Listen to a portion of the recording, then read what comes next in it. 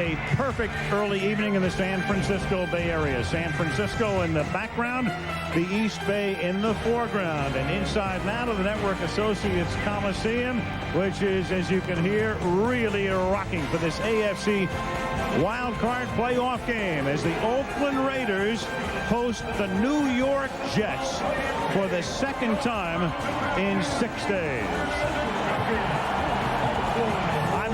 Welcome to Oakland. Well, the Jets took an interesting road into the playoffs, and that is the key word, road, because this team was 3-5 at home, 7-1 on the road this season, and the Jets won the tight games. 3 times they won a game by 1 point. One other game they won by 2 points. If they win here, next weekend they go to Pittsburgh to meet the Pittsburgh Steelers in the second round.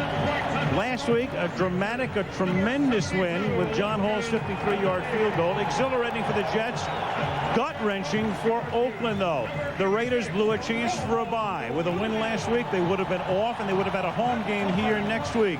Instead, they play tonight, and then if they win, they go to New England next Saturday night. And they come in having lost 3 straight. Dan Fouts, I think this is a terrific matchup. Really looking forward to this game. What do you think of the keys? Well, Al, in Curtis Martin, the Jets have the league's #2 running back, and he can help take some of this crowd out of the game tonight, control the tempo, and although the Jets beat the Raiders just last week, they feel they need to continue to run the ball more with Curtis Martin. That will help take the pressure off of Vinny Testaverde. Now, the Raiders, on the other hand, team turmoil, must get a jolt of confidence from quarterback Rich Gannon. Gannon's got to provide the positive leadership that has been missing the last 3 weeks. More importantly, he has got to get the Raiders in the end zone early to get the positive vibes going. A lot of storylines. Win and go on, lose and go home. It's postseason football. Herm Edwards has had a hell of a year. He brought in a new offense, the West Coast, new defense, the 4-3. Somehow his team still managed to have the least penalties and penalty yards against in the league.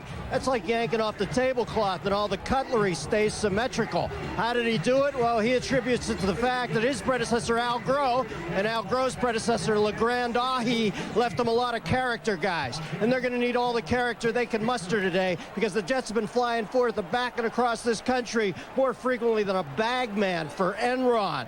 I look for a sumptuous clash. Yeah, sumptuous clash. Sorry, I've been listening to Dick Button do figure skating all week. You are a triple Lutz, you know that? Lutz. What a game. It should be a wild night in Oakland. Vinny and the Jets coming in, and Jerry Rice in Oakland. Al, thanks, Al. Tim, the Raiders have lost 3 straight games. What's the confidence level of this football team right now? Well, you know, it's good. We got a lot of veterans on the team, man. We know that we can play at a high level. We just got to pick it up tonight. We feel if we can win 1, we can win 4. So we're just looking to go out and play a good game tonight. Thanks, Tim. Over to Melissa Stark. All right, Eric, thanks very much. I'm joined by Herman Edwards. Herm, Curtis Martin, your Pro Bowl running back, has rushed for just 61 yards the last 2 games against the Raiders. How do you break him out tonight? Well, we have to be patient, I think. And I think at times when they stop us, we can't get away from the run. Obviously, he's an excellent football player and really one of the reasons we're here. And we have to just stick to it. They're going to cause some problems at times, but we have to just be bullheaded enough to try to keep running him. You played in 7 playoff games, including a Super Bowl. Based on your experience, what wins the game tonight? Well, if you can survive, especially on the road, the first quarter, and the atmosphere that they create here, you know, don't turn the ball over, don't beat yourself, and make it a game. I think if you can do that, we'll settle in and be able to play pretty good football. Thanks. Back to you, Al. All right, thank you, Melissa. Amazingly, what he says, of course, is so true, but last week they turned the ball over 3 times. The Raiders didn't turn it over at all, but because of that man at the end, and a 53-yard field goal, the longest ever in this stadium in the regular season. Here are the Jets back in Oakland. Terry Kirby back to run the kickoff back for the Oakland Raiders, the AFC West champions. Looks like a movie. I mean, it's just a perfect early evening. And although the Jets and Raiders played here last week, this is a totally different atmosphere, playoff atmosphere, night game. These fans have been in the parking lot since last night getting ready for this one, and they are in full throat. They've been in the parking lot since last week. Rich Gannon and the offense ready to come out onto the field after the Raiders return the kick. Crowd roaring, and here we go. If the Jets win, they go to Pittsburgh. If the Raiders win, they go to New England. Cole, good deep angled kick. Kirby from the 2-yard line. And the Jets with good coverage. He stopped up at the 24. Let's take a look at the Oakland offense. Rich Gannon, University of Delaware. Charlie Garner, University of Tennessee. John Ritchie, Stanford. Jerry Rice, Mississippi Valley State University. Tim Brown, University of Notre Dame. Roland Williams, Syracuse University. Barry Sims, University of Utah. Steve Wisniewski, Penn State University. Adam True, University of Nebraska. Frank Middleton, University of Arizona. Lincoln Kennedy, University of Washington. And now from the 23-yard line, the Raiders begin. Garner is the tailback in this set. And it is Charlie Garner up to the 30-yard line. Gain of 7. Here's the New York defense. Sean Elliott, University of Tennessee. Shane Burton, University of Tennessee. Steve Martin, University of Missouri. John Abraham, University of South Carolina. Mo Lewis, University of Georgia. Marvin Jones, Florida State University. James Ferrier, University of Virginia. Aaron Glenn, Texas A&M University. Marcus Coleman, Texas Tech University. Victor Green, Akron University. Damian Robinson, University of Iowa. And the Raiders that time going without a huddle on 2nd and 3. Gannon hits Roland Williams for a first down. And this is what John Gruden wants to do to reinforce the jet lag, the tired legs perhaps of the Jets. Get them worn out early. He knows they've had to cross the country 3 times now. And he also likes the way Rich Gannon operates the hurry-up offense. He can get a good look at the defense, get a feel for what they're going to do, and also keep the substitution package on the sideline. Gannon's rating 2nd in the league, second only to MVP Kurt Warner. Now Gannon to throw. A lot of time to the outside he goes. The catch is made by Jerry Rice. Good spin move, and at the age of 39 and looking like 29, he gets to the 36 and a first down. Going down the field, Gannon had a ton of time to find Jerry Rice, his outlet receiver, all the way to the left side of the field, working against Marcus Coleman. Coleman slips there, and now he slips here, and the 39-year-old looks like a 29-year-old. 1st and 10. The ball is at the 36-yard line. 2 minutes into the game. Ritchie is the fullback. Garner is the tailback, and Williams sets up in motion with Garner again. Squirting through the middle, taking it to the 28. Charlie Garner, the subject of a lot of speculation around the area this week. Injured his foot last week, was in and out of the game against the Jets, didn't practice much, but looked great at the outset. Yeah, but even if he doesn't play as much tonight, Al, you know, every cloud has a silver and black lining. I think if Wheatley sees some more time, he exacts a more physical price when he goes up the middle than Garner. I'm sure we'll see a lot of Wheatley tonight, but right now it is Garner who is the man, and that's a 3rd Raider first down as he takes it to the 23 where Victor Green makes the stop. Charlie Garner this season started, of course, with Philadelphia, then to San Francisco. Only 2 players in 10 years with at least 1 first down rushing and receiving in each of his team's games. The other guy was Marshall Faulk 2 years ago.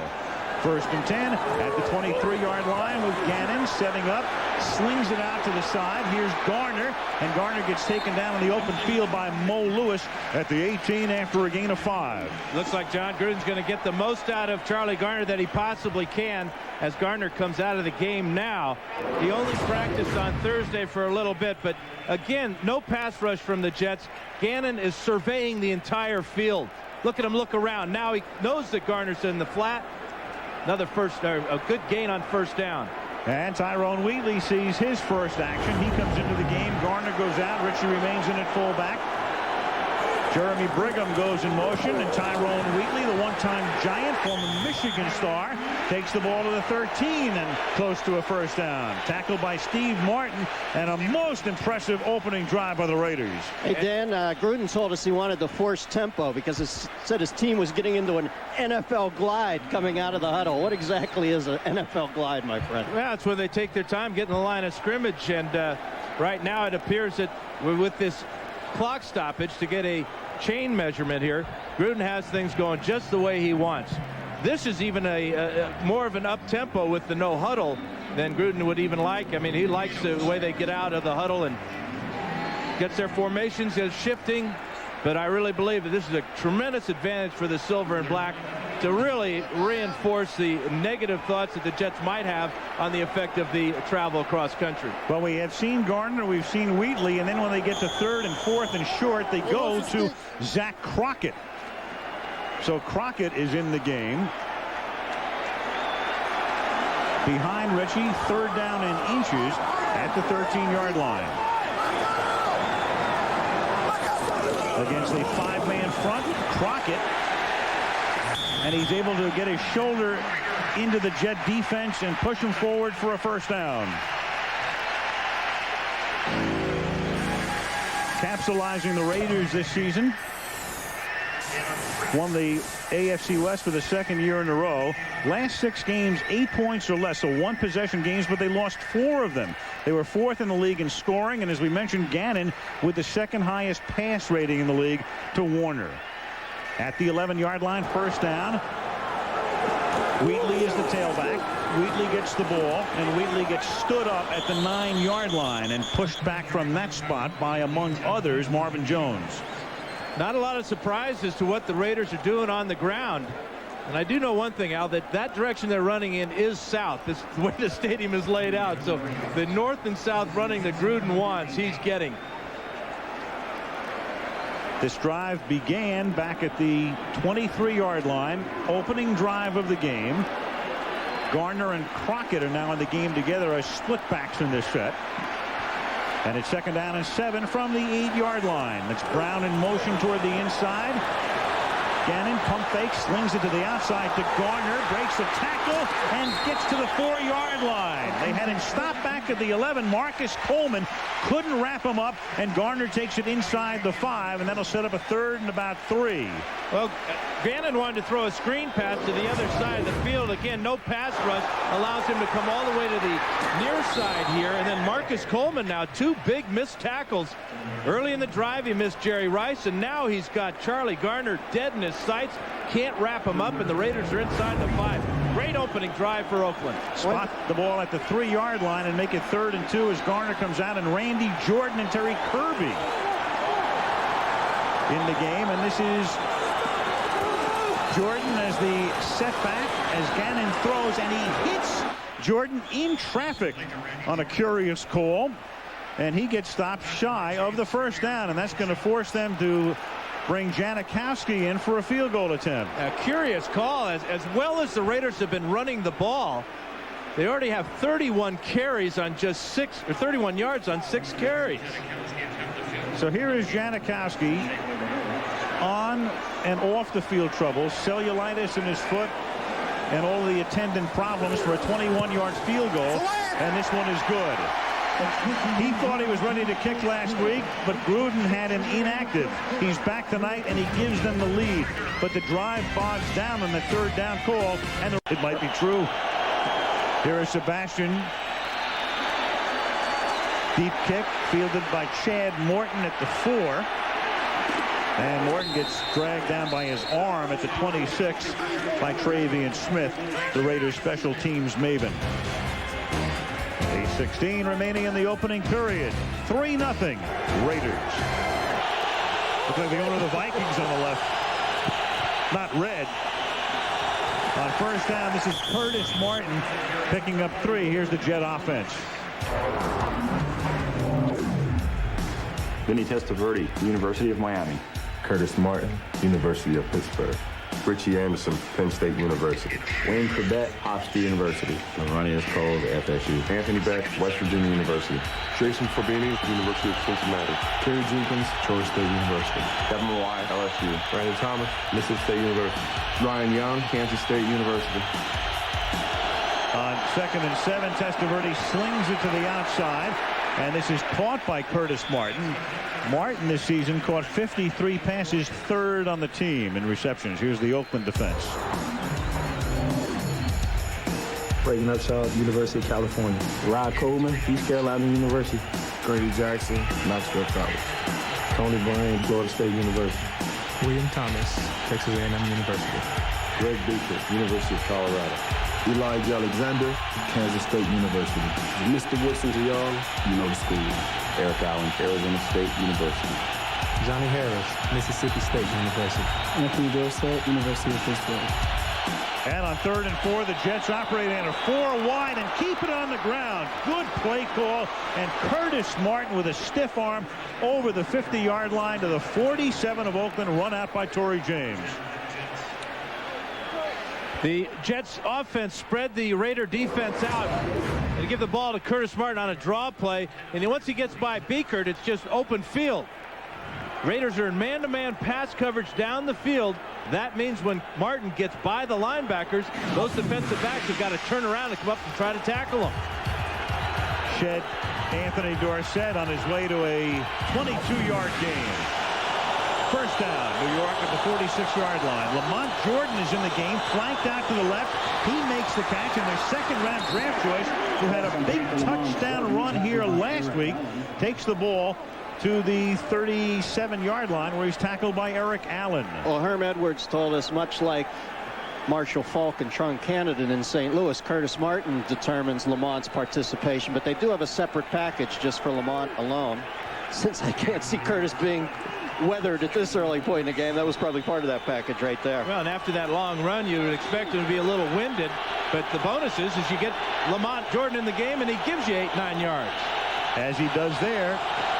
Gave him 9, second down and 1 from the 38-yard line. Now they give it to Curtis Martin, and Martin takes the ball to the 35 and another first down. Or he's tackled by William Thomas. What about the New York Jets? Well, they wound up with a record of 10-6, third in the AFC East, coming as a wild card. 11 games decided by 8 or fewer points, and as we said at the top, 7-1 on the road, and plus 18 turnover margin, leading the NFL despite last week being -3 in that department. 7-1 on the road is like Hope and Crosby. At the 35-yard line, first down for the Jets. Little toss back to Martin, looking for room, but nothing develops, and the play is broken up by Grady Jackson. Let's check in with Eric. Well, I'm very surprised that the Raiders came out so confident. Now, as a former player, when you lose 3 games in a row, believe me, it's hard to be a confident football team. The Jets are 7-1 on the road. They just beat this team last week. They didn't play very well, but they still won the football game. But right now, I must say, the Raiders look very confident, but I really believe that the Jets are a little bit more confident. Well, the Raiders with a good opening drive, but it bogged down at the end, and they had to settle for a field goal. Now the Jets, after a couple of first downs, with Lamont Jordan in the game in the backfield on second down and 11 from the 36-yard line. And they give it to Jordan, and Jordan takes the ball inside the 30 to the 29. Lamont, the second-round pick out of Maryland. Well, you know, Herm said his team reacts well to being inconvenienced with all the schlepping going on, plus being in tough climbs like Oakland. This is about as inconvenient as it can get. You know, you get back to that opening drive of the Raiders when Gannon hit all 5 passes. They averaged about 4 or 5 yards every rush. All the way down to the 3-yard line and only get 3 points. That could come back to haunt the Raiders. Third down and 4. Martin and Anderson are the split backs in this set. Benny on a tight little roll, and then a little shovel pass to Martin, and the Raiders smell that one out at the 28. William Thomas making the tackle, and that will bring in John Hall to attempt a game-tying field goal. Raiders play a lot of man-to-man. That means linebackers on running backs. And from the left side, you'll see William Thomas, 59, come in there. He had Curtis Martin the whole way. Made a nice, solid tackle, and we'll bring out John Hall now to see if he can do what he did last time out. Tom Tupa to hold, and what a great hold by Tupa last week, scooping it off the grass. This is a 45-yard field goal in the other direction. He kicked his 53-yarder last week to the south, this to the north. James Dirth to snap it. Tupa gets it down, and Hall this time is wide to the left. Well, I'd say he's had his one big kick for the year. It was a big one, but wide left here, and it's still 3-0 Oakland. Field goal. Well, last week the longest game-winning field goal in the history of the league in the fourth quarter or overtime in a postseason game of the final regular season game for a team going to the playoffs. Second game-winning field goal in Jets history, longer than 40 the last 2 minutes. And what surprised me most of all, longest regular season field goal ever in this stadium. And he followed it right up with a monstrous kickoff last week. Yeah, he did, and that was a big one with 59 seconds to play. Here's Wheatley beginning this drive with a 4-yard gain. Saturday, February 9th, we'll wrap up ABC's coverage of the NFL this year as we go to Honolulu, as we always do, for the Pro Bowl. Aloha Stadium in Honolulu at 4:30 Eastern and 1:30 Pacific on Saturday, February 9th. On the island of Maui. Or no, that's Kevin Maui playing. Oahu. Oh, sorry. John Abraham will be there. Second-year Jet defensive end. It's 2nd down and 5. Gannon slings it out. It's caught by Brown. And Tim Brown takes the ball out to the 47-yard line. And that's a first down for one of the great receivers of all time. That may be a rushing attempt because it appeared that that was a backward pass by Rich Gannon as Tim Brown bellied back from the line of scrimmage. Check this out. Yep, yeah. That's going to be go down as a rushing attempt for Tim Brown, and a darn good one. Brown this season caught 91 passes, and Jerry Rice caught 83. The numbers just about mirroring each other. 1st and 10. Gannon throws. There's Rice. When Rice gets chased out of bounds finally by Damian Robinson as he takes the ball to the 25 on his second big reception. This one 29 yards. A 29-yarder to go with a 26-yarder earlier. But Rice looking like a young colt across the middle here against the zone. Damian Robinson closing, but way too late. But again, Rich Gannon has got not only time, he's got room in the pocket. Jets are offering no resistance with a pass rush. And Gannon is now 6 of his first 6. He's been perfect for 72 yards.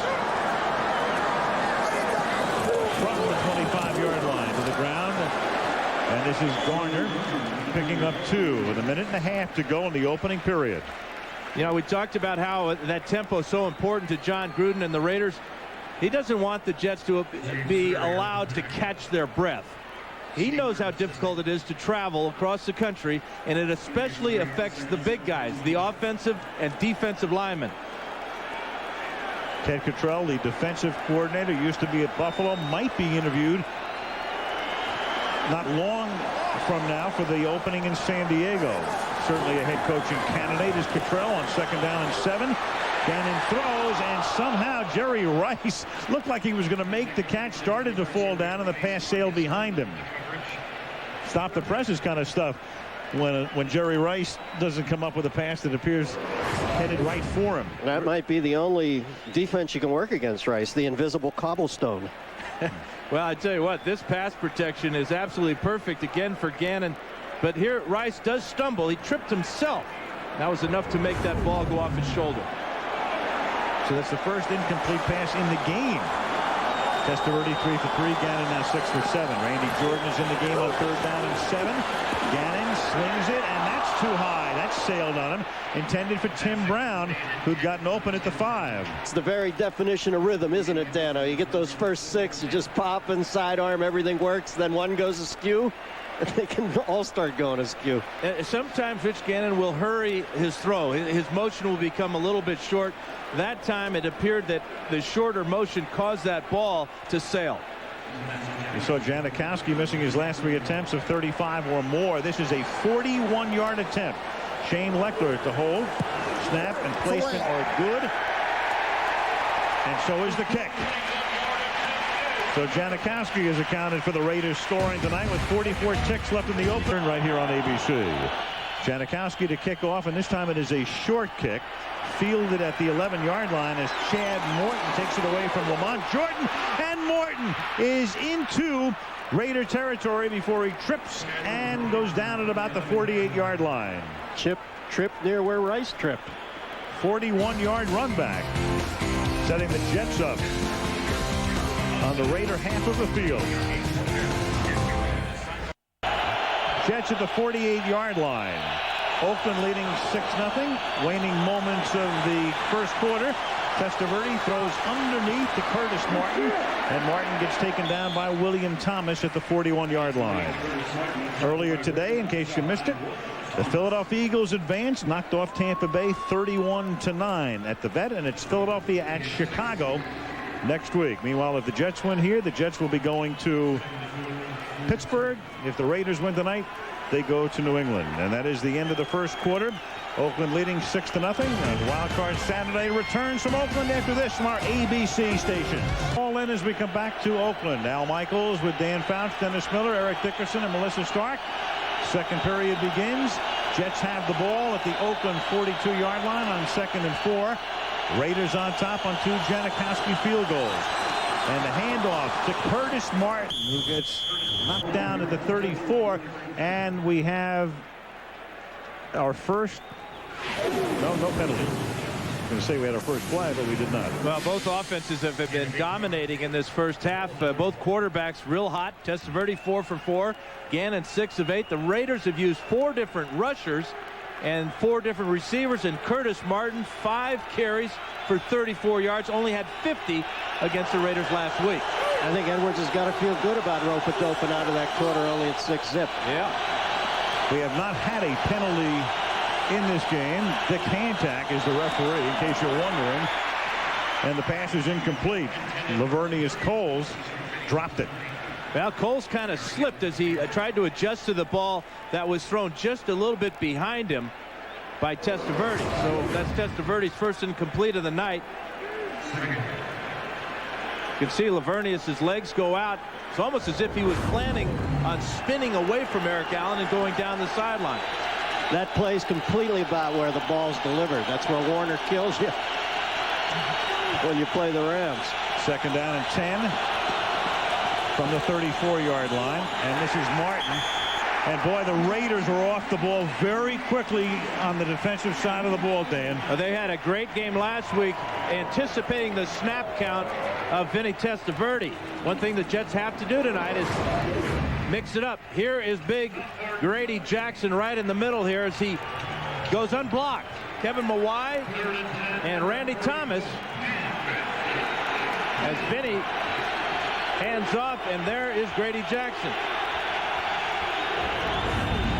If Grady Jackson can go unblocked, anybody can. Lone assignment. 3rd down and 10. Then he comes back the other way. They set up the screen, and the pass is caught by Richie Anderson. Anderson is stopped at the 27-yard line, and that'll bring John Hall out again for about a 45-yard attempt.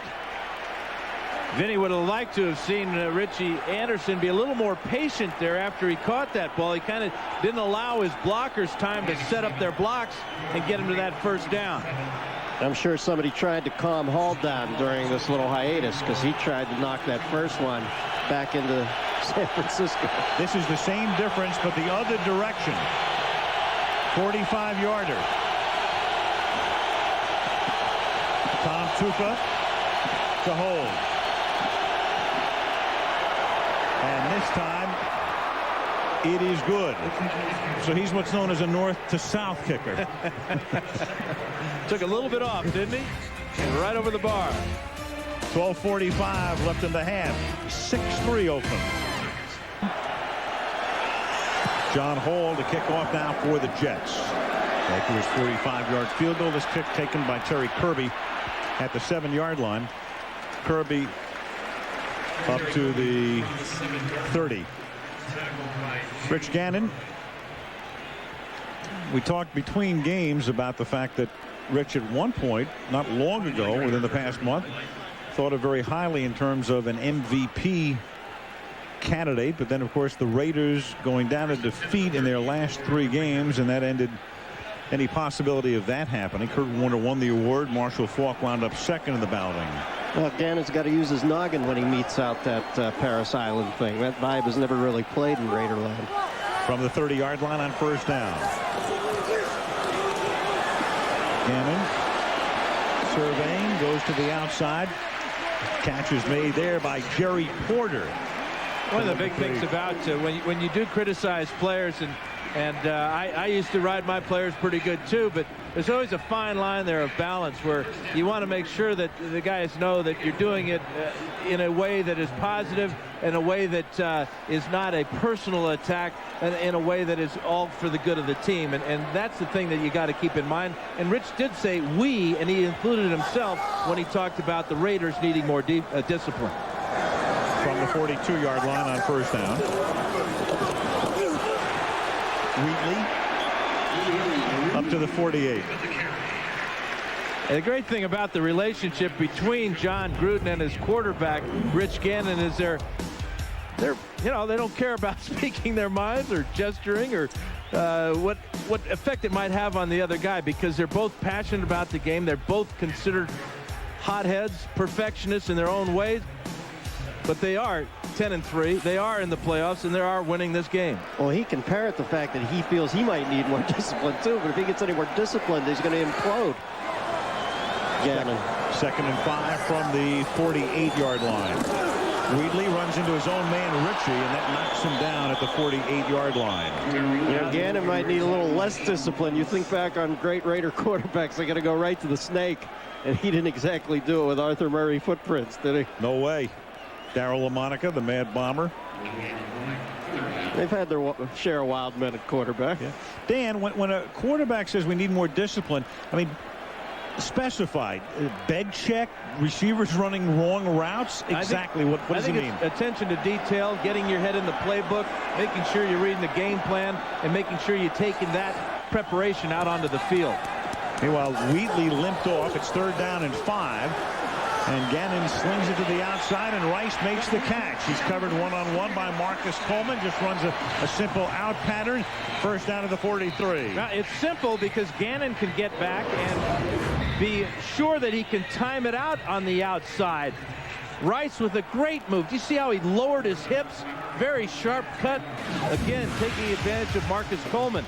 But I hate to beat the dead horse, but the dead horse is the dead pass rush of the New York Jets. Nowhere near Rich Gannon on his first 10 throws. Nothing so far, not even close to getting to him. 1st and 10. Garner is in the backfield at the 43-yard line.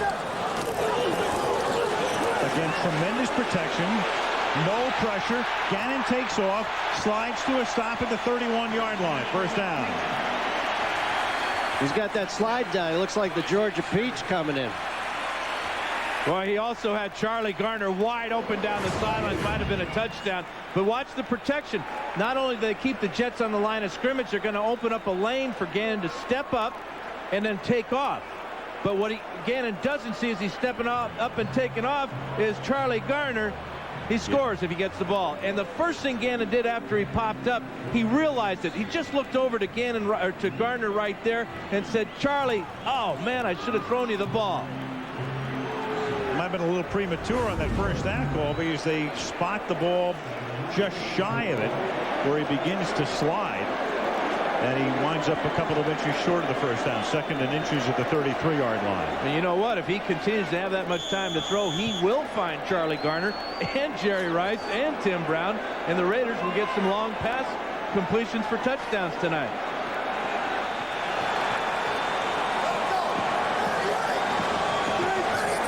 Jets show a 5-man front and a blitz here on 2nd and inches, and it's Garner at the 30-yard line. First down.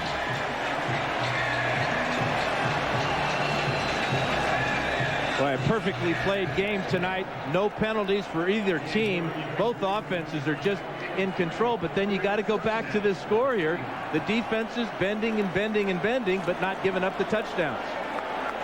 See, Gruden had a list of 1,000 plays with 200 or 300 isolated there at the red. It was key plays. It's Gruden himself who speaks into the helmet of Rich Gannon. Gain of 3 here. Charlie Garner takes the ball to the 28. ED, what about the game so far? What's your take? Well, I can tell you, Rich Gannon is having a lot of success throwing the football because of the running game and the way that they're using their running backs. They're using Charlie Garner as their slasher, the quick trap plays, the draw plays. Then what they do, they bring in their hammer, which is Tyrone Wheatley, and really wear this defense down. And where I believe you'll see the success of that is in the 3rd and 4th quarter when the defense will get really, really tired, Al. We'll keep an eye on Wheatley because he did limp off after the last time he carried the ball. 2nd down and 7. Garner is the running back. Gannon slips, and that's about the only way the Jets have been able to get any pressure on Gannon. Rich does it himself. Marvin Jones will get a gift sack.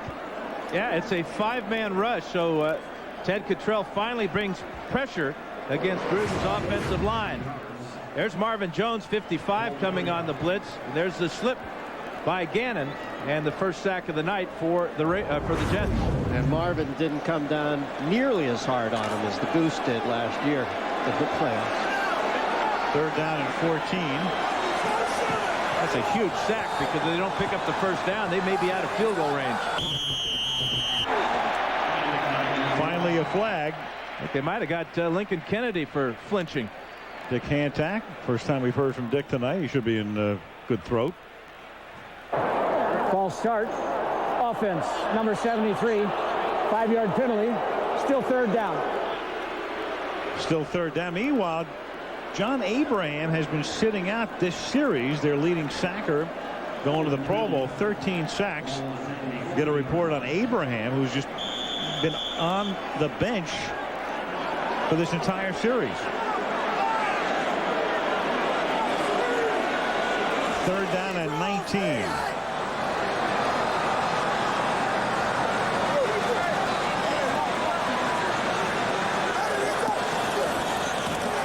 Just a 4-man rush. Dumped off over the middle. Caught off the shoe tops by Randy Jordan. And Jordan is able to take the ball inside the 30 to the 28 and at least position Janikowski for a field goal attempt. Pretty good indication when Gannon made the signal at the line of scrimmage that he was looking for the dump off against the zone. He read that the Jets were going to be in a zone. No sense trying to force one and risk the interception. Might as well set up Janikowski, who appears to be healthy and hot. A 21-yarder, a 41-yarder, both going through. This one will be 45 yards. Shane Lechter will spot the ball at the 35-yard line. And Janikowski. That's the end of the cellulitis. No question about that. We should all have cellulite. 3 for 3 is Sebastian, the #1 pick last year. In a game of field goals, 9-3 Oakland. Well, Rich Gannon and the Raiders with 3 field goals. Janikowski now sends a bouncing kickoff inside the 10 after it is juggled by Chad Morton. And Morton does a great job recovering out past the 40. Gets by Janikowski, and finally Jerry Porter knocks him down at the 47-yard line. That's an incredible effort by Chad Morton. 46 yards. Each one of them well earned. 9-3. Twice as much yardage and had the ball nearly twice as much. So the Raiders have dominated offensively, yet lead only by 6 on 3 field goals. Now after the great run back by Chad Morton, Vinny and the Jets start from the 48 with Curtis Martin picking up 5 to the 43. Tackled by Greg Biekert. Paul Hackett is the offensive coordinator of the New York Jets. Last year he was the head coach at the University of Southern California. Paul's been around a long time, assistant with Dallas. At Kansas City, in fact, when Paul was there, Dan, he helped resurrect Rich Gannon's career. There's no question, and it's a combination of a West Coast offense and also the things that Dan Henning ran when he was the offensive coordinator for Al Groh, and also the offense that Vinny is most comfortable with. 2nd and 6. Lamont Jordan is in the game, split wide to the right. They keep the ball on the ground, and they give it to Martin, and Curtis takes it to the 30-yard line. Maybe the most underrated running back in the league, and has been that way for several years. Dorsett makes the tackle. I thought it was interesting when Herman Edwards told us the reason why he's the most underrated because he doesn't make spectacular plays. This is all he does. Just gets the ball in the I formation, makes a couple of guys miss, gets up the field, moves the chains, and just makes yards. Plus, he was in the appreciable shadow of the tuna there for a few years. He is a second-quarter superstar. He has averaged 6.2 yards per carry this season in this period. Testaverde throws, and that is caught by Lavernius Coles. And the former Florida State star takes the ball to the 22. When Martin came into the league as a 3rd-round pick of the New England Patriots out of the University of Pittsburgh in '95, since that point in time, well, take a look. He has more yardage than anybody. Yeah. You know, when Bill Parcells gives his stamp of imprimatur as a tough guy, says he can't break you, that says reams about Curtis Martin. Meanwhile, Bill Parcells very much back in the news. A lot of reports indicating that Parcells is going to coach Tampa Bay next year, and Tony Dungy's going to get fired. It's been talked about all day. Meanwhile, with Jordan at quarterback. The snap goes back to him on a trick play that the Raiders say, wait a minute, we've seen this before. Well, they have seen it a couple of times. Lamont Jordan did this when the Jets played the Colts. Had more success with it. Here's Vinny outside here, and here's Lamont Jordan. It's going to be a draw play. And the Raiders did some scouting. They knew this was coming, but don't be surprised if the Jets don't come back to it a little bit more and maybe run an option play. Vinny getting after Harris on the outside. 3rd down and 5 now from the 25-yard line. Martin. And he can only get to the 23. Derek Gibson makes the tackle, and that will force them to settle for a field goal attempt of roughly 40 yards. That's a couple of good plays tonight by Derek Gibson on Curtis Martin in the open field.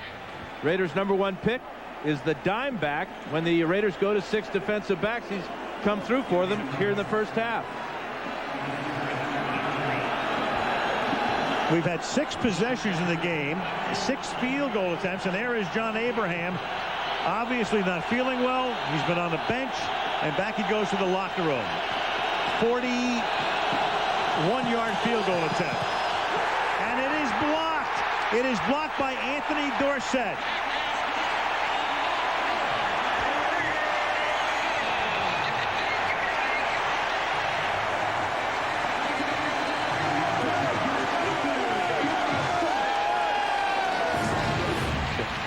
Here's Anthony Dorsett jumping to the inside of Rick Lyle as Charles Woodson was lined up on the outside.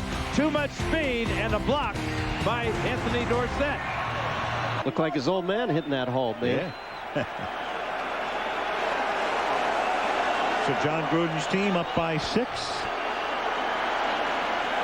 3:05 to go in the first half from the 34-yard line.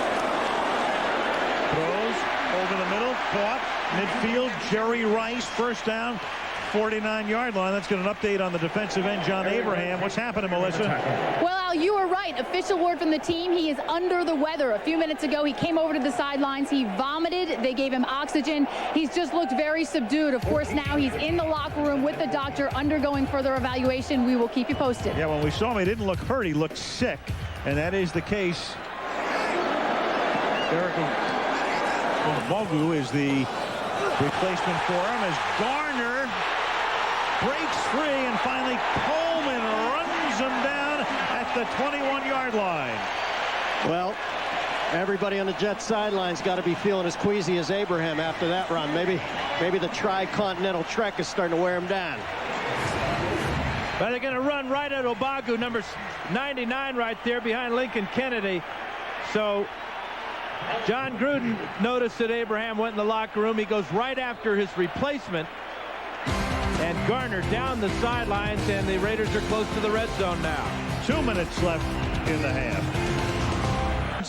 Ever. What's it called, the show? The Chair. I just auditioned for a new game show called The Lethal Injection. And? Did you win the audition? He's still here, isn't he? I went pins and needles.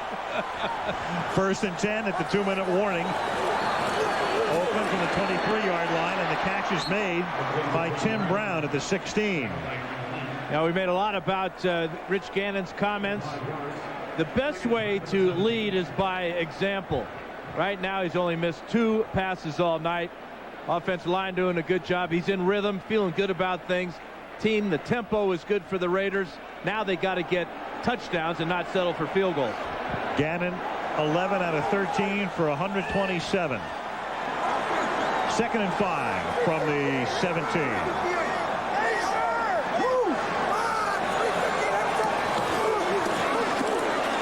Gannon caught Rice, and Rice's forward progress will net him a first down at the 10-yard line.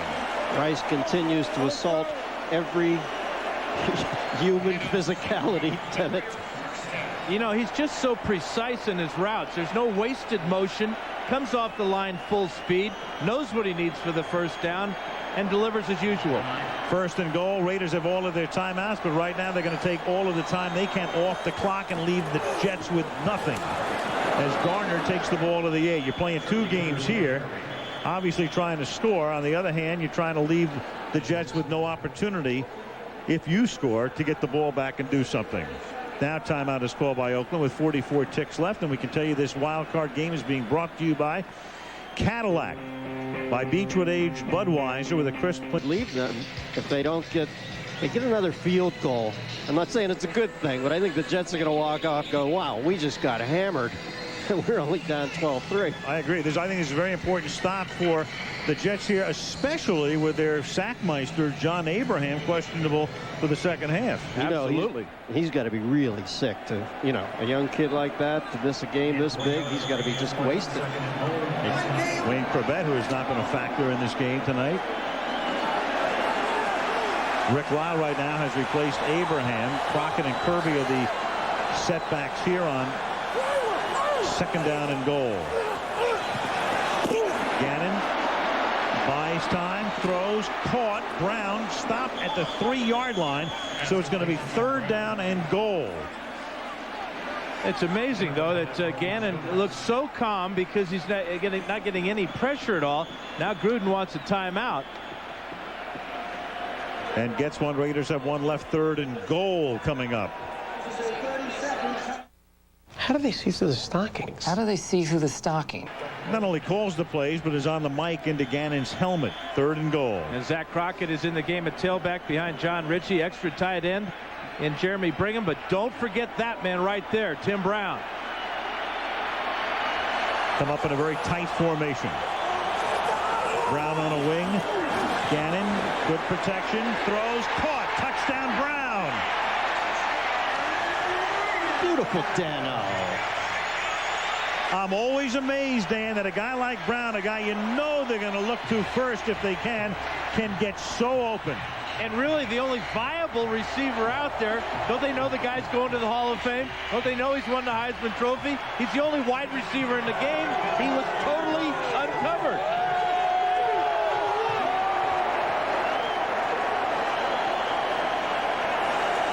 Janikowski to tack on the extra point. So it's a perfect drive. They get in for 7, and they take most of the time off the clock. Now it's either Aaron Glenn or Damian Robinson that does not stay with Tim Brown. Brown goes right to the corner, back of the end zone. And is he wide open? Just a touch. Gannon's not going to overthrow this one, is he? Puts it right on his shoulder. I guess if you're drawing up a defensive breakdown in a clinic, you'd draw that play, wouldn't you? Well, I mean, it appeared that they were playing zone, okay?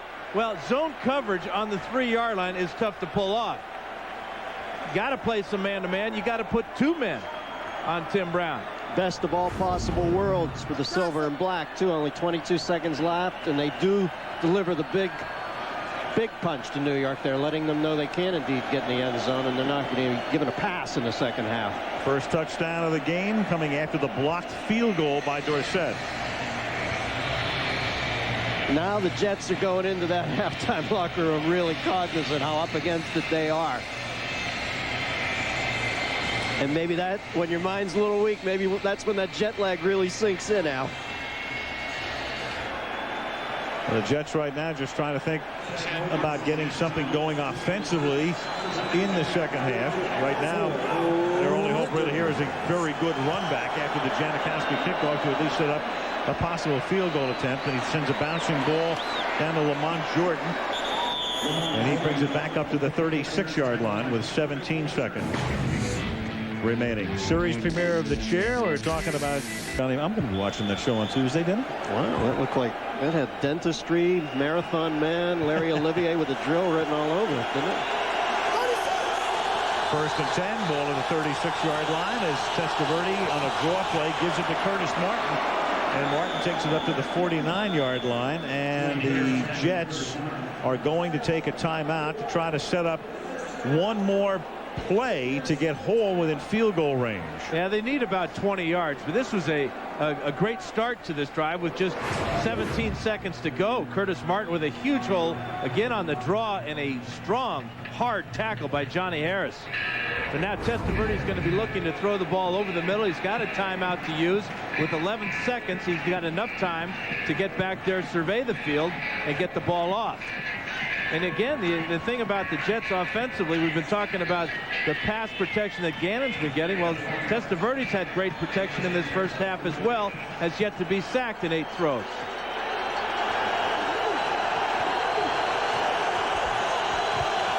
New York trying to get into field goal range with the ball at the 48-yard line.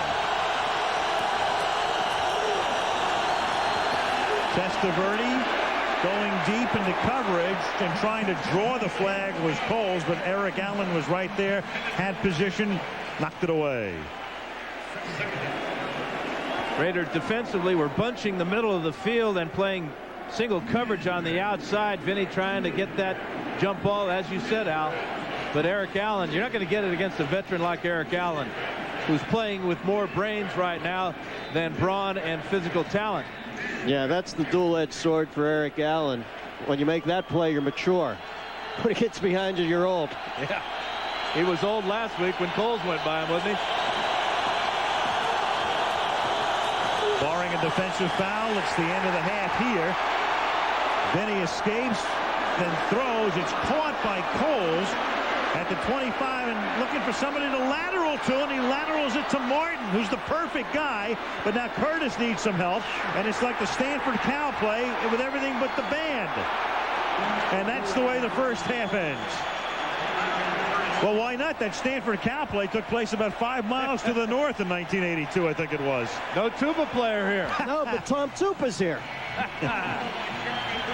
End of the first half, and the Oakland Raiders trying to win a trip to New England, leading 16-3. Here's Melissa.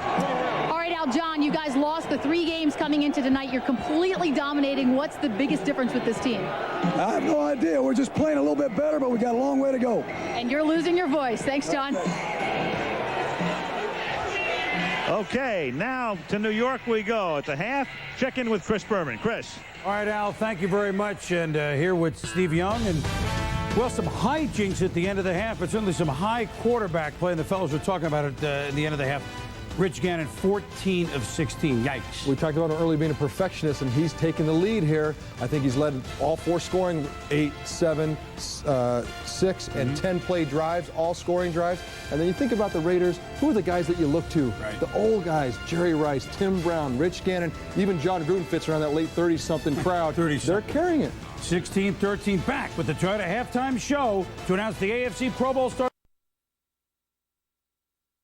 The second half in Oakland. Al Michaels, Dan Fouts, Dennis Miller, Eric Dickerson, Melissa Stark as we wrap up Wild Card Saturday. Philadelphia knocked off Tampa 31-9. Here we start the second half with the Raiders leading by 13 and Janikowski kicking off to the Jets. At the 6-yard line, Chad Morton, a couple of real nice runbacks in the first half. And this time he gets wrapped up at the 27-yard line by Terry Kirby. Let's check in with Melissa Stark.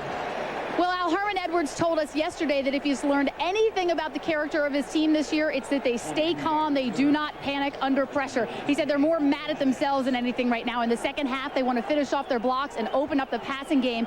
Defensively, he said it's very hard to get pressure on Rich Gannon without John Abraham. They want to blitz a little bit more. As far as Abraham is concerned, he has the flu. He received fluids intravenously this morning, but Edwards was not optimistic that he'll return. And that is a huge blow because he was their leading sacker with 13. Now Vinny starts from the 28-yard line with a roll to his left, a throw, and that's incomplete to the sideline, intended for Kevin Swain.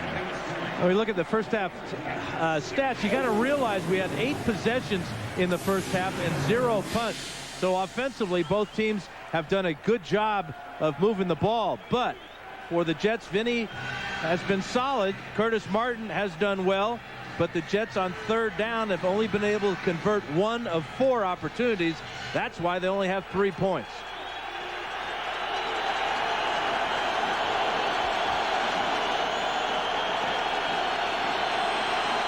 Second and 10 from the 28-yard line. And Testaverde had the receiver fall down. That was Wayne Corbett, and it's the first pass so much as intended for Corbett tonight. This is a bad start for the Jets. Testaverde has a ball dropped on his first throw to Swain, and now the reliable one, Wayne Corbett, slips just as Testaverde delivering the ball. Yeah, you wonder about Corbett. He didn't practice that much this week, and the Jets sort of poo-pooed any injury. Yeah, and it's strange to hear that he was tired. I mean, this guy never gets tired. He's like the Energizer Bunny. 3rd down and 10 from the 28-yard line. Testaverde slings it up to the 45, and that is Coles making a great grab and getting a first down up at the 50. Covered by Eric Allen as a gain of 22. Well, Coles figures I'll make the Corbett catch for him. Spectacular catch. He did look like Wayne Corbett. Last week, Corbett had a catch just about like this where he juggled the ball to himself. Here it is on the outside. And that tackle by Eric Allen is a touchdown saver, because if he makes this catch and run without the tackle, he's gone. And so after a 3rd and 10, it's a first down at midfield. Opening drive, second half. End around. Ball handed to Coles. Coles able to turn the corner, and he turns it into a gain of 7 to the 43-yard line.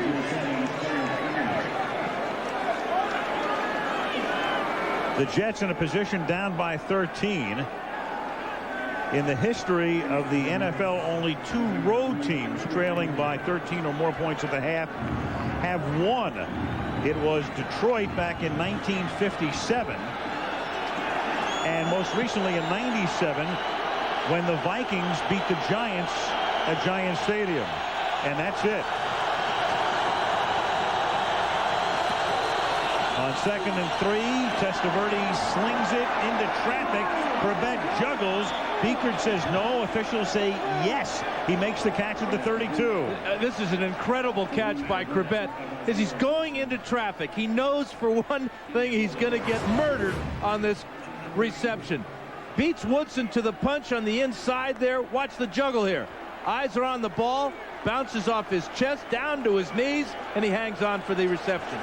Read that 2 and 79 graphic, Al. If history's taught us anything, it's not to give up on a Herman Edwards team, no matter how late in the game. Yeah, this year they've won 3 games by 1 point, another game by 2 points. Here they give the ball to Curtis Martin, back to the basics, inside the 20 to the 18-yard line, and that moves the chains. Well, he started out with 5 straight passes.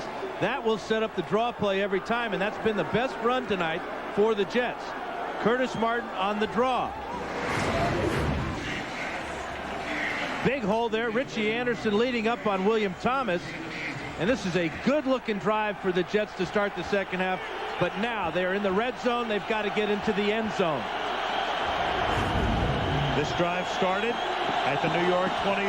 Now at the 18-yard line. They give the ball not to Anderson. Instead, Vinny rolling, nearly gets sacked, and then gets just about back to the line of scrimmage. Almost a disaster, but he turns it into no gain. Well, Vinny's Achilles isn't re-blowing out on that play. It's never going to re-blow out again.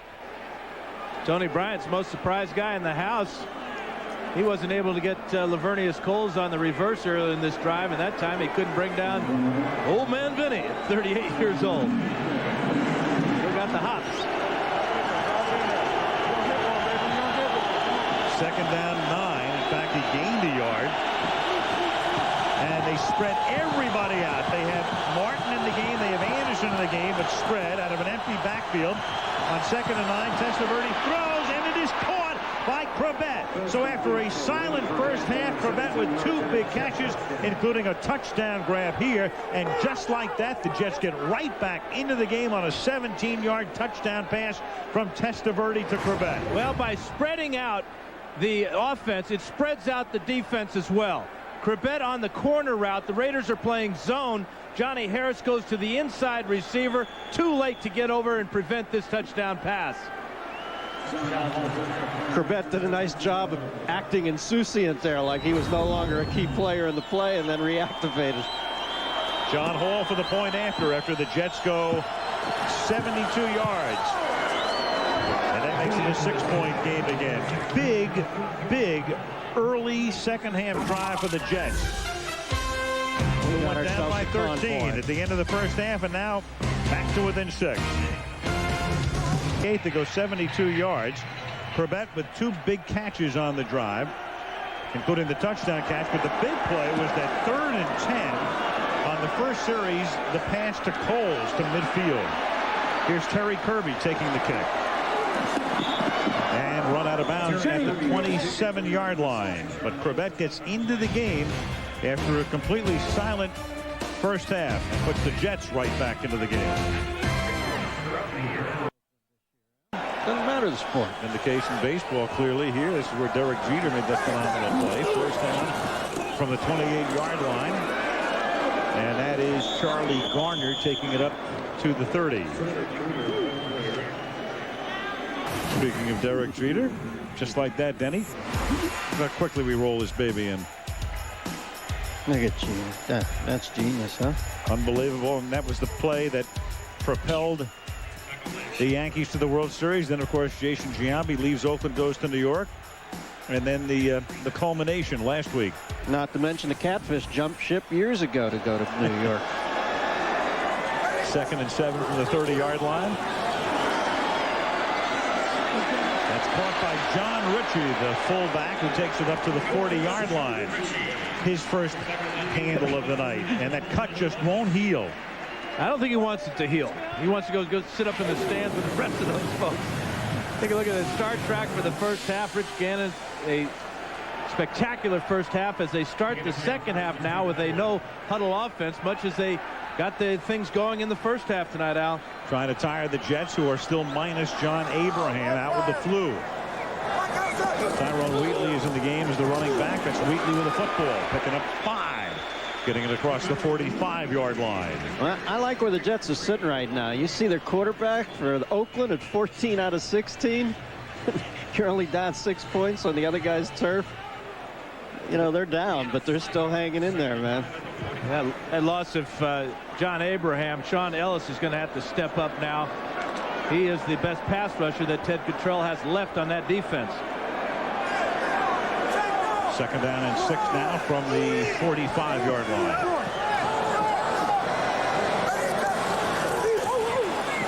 Gannon to the 50-yard line. Close to a first down is Jerry Rice. Very close to it. Let's check in with Eric. Well, I'm sure John Gruden was not too pleased about that last drive by the Jets for a touchdown. He said that his team played very well in the first half. He said that one thing he wants to do is do a better job of running the football more in the second half. He also says that he's very pleased the way his defense has played, because his defense has given up a lot of big plays this year. He was very pleased, certainly with their first half performance. Not quite as pleased after that first drive in the second half here as the Jets march down the field. 1st and 10, the ball at the 49-yard line. Under 9 minutes to play in the third.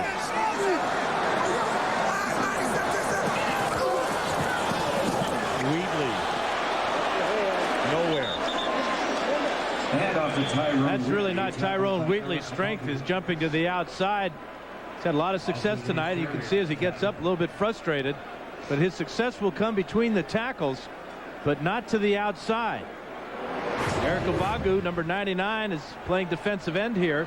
Does a nice job of getting through the tackle of the tight end there, Jeremy Brigham, and bringing down Tyrone Wheatley. It's almost like he's running Garner's plays and Garner's running his plays, Dano. A little bit of a cross up there, you bet. 2nd and 10. Gannon has completed his last 10 passes. Tim Brown, does he stay in bounds? The one official checks with the other. Yes, he does. I hate that when the officials have to talk about it. If you see it, call it. You don't need help having to talk about it. Well, you need possession and both feet in bounds, and clearly they're looking at this upstairs to see whether they want to challenge it. And if I am the Jets, I send the flag right out there now. And they better hurry, because the Raiders are at the line of scrimmage. Right. Trying to beat the clock. Not going to happen. There's the red flag. Right. I can't imagine what the 2 officials are talking about here, because Brown is clearly out of bounds. I'm not even sure he was possessing the ball. I think the refs were just guessing.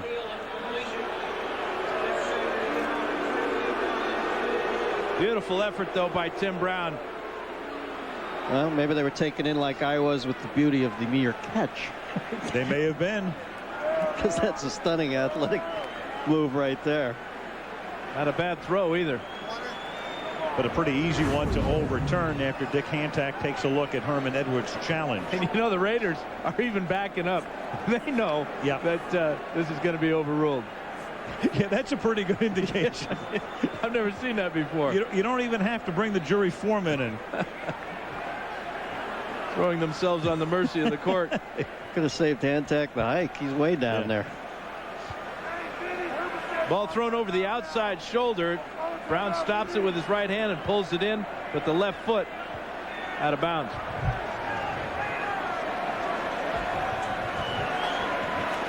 If this gets overturned, and I'm sure it will, the ball will come back to the 49-yard line, and it will be 3rd down and 10.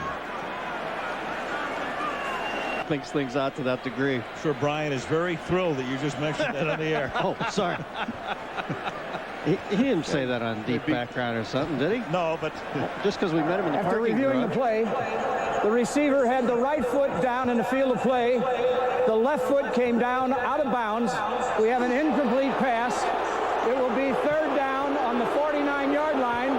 New York is not charged a timeout. 3rd down. No, seriously, no, I didn't violate some billing secret. Ask Brian. Brian just came in the booth. Hi, Brian. Now that ends Gannon's completion streak at 10 and brings the ball back to the 49-yard line where it's 3rd down and 10.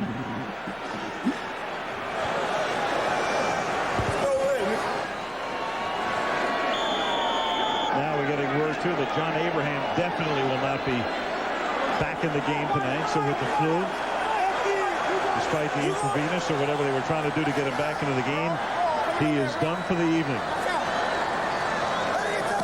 3rd down and 10. Here come the Jets on a blitz, and the Raiders pick it up perfectly. Then Gannon buys time, throws. The pass is incomplete. Crowd looks for a flag. There is none. Intended for Roland Williams. Steve Martin is chasing down Rick Gannon out of the pocket. Raiders had the right call, but Gannon's going to throw the ball behind Roland Williams, and Sean Ellis with the right forearm just sweeps Williams out of the way. Ball was uncatchable. Right. That's why there's no penalty. Exactly. Here is the first punt of the game. The Pro Bowl punter, Shane Leckler, sends one down inside the 5, and Santana Moss did a good job of deking a fair catch and letting it go into the end zone. Jets take it at the 20, down. San Francisco out the distance. And now to the East Bay. Back we come with 7:47 remaining in the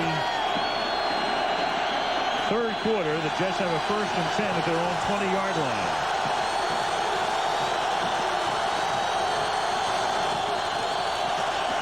Testaverde throws on a slant intended for Corbett, who can't make the catch.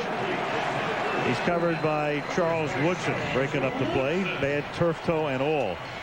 Well, a number of times teams have in the last regular season game met and then come back to meet in the playoffs the following week, but no team has gone on the road in both the last game and in the postseason game the next week and won. And that's what the Jets are attempting to do tonight. 2nd and 10 from the 20-yard line. Here comes the blitz, but there was a whistle, and there's no play as Regan Upshaw knocks down Vinny Testaverde. The whistle had sounded before the play. And Dick Hantak did not like the way that Regan Upshaw took down Vinny Testaverde. So we have the offsides, false start against the Jets, but the penalty on Upshaw is what Hantak threw. That's a rep call on Upshaw, too, in addition to it being a little over the top. He's got a rep. I know he's not Brian Greasy's favorite guy.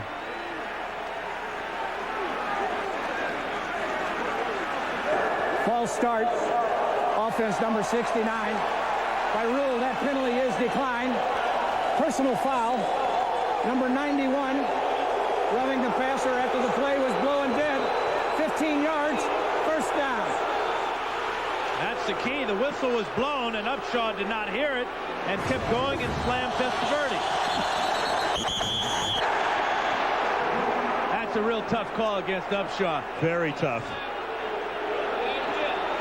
I think there are just some times when the officials have to be more realistic when they're making calls on roughing the passer. That is a huge play against Gruden's Raiders.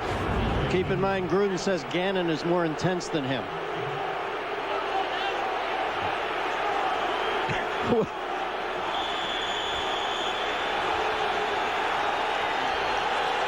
Who needs audio? Yeah, keep the lip readers away from the screen. Did you say something now?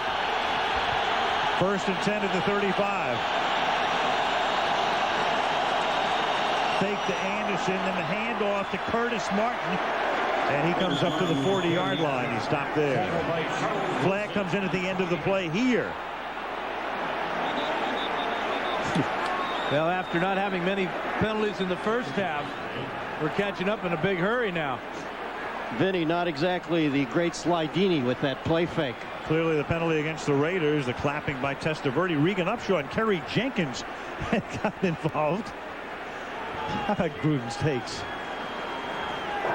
Continuing action foul, personal foul, face mask, defense, number 91. Upshaw. 15 yards from the end of the run.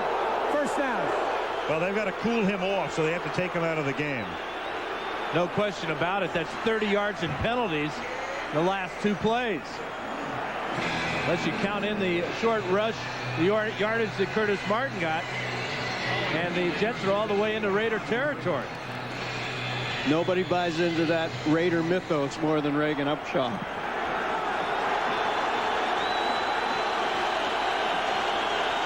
First and 10 now as the Jets, thanks to the two penalties, have the ball in Raider territory. Lamont Jordan is the running back. Testaverde faking to him.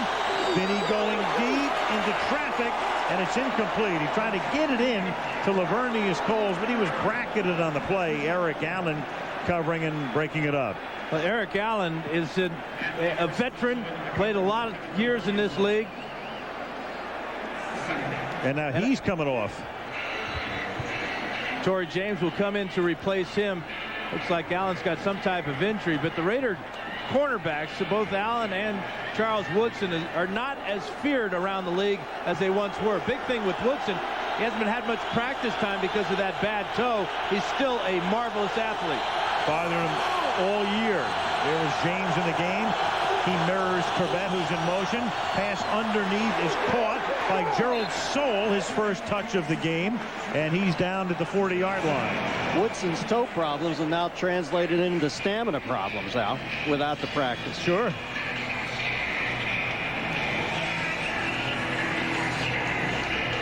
Woodson announced tonight as a starter once again in the Pro Bowl as he completes his 4th season.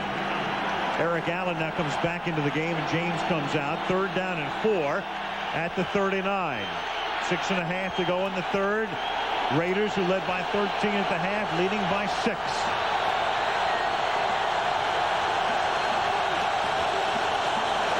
Testaverde into traffic and has it knocked away. It was deflected away on a pass intended for Coles. When we talk about Eric Allen and you talk about the veteran experience he has, watch him read this route by Coles, get his eyes on the ball. He saw that Coles was going to the inside. The first thing he did is to see where Vinny was going with the ball.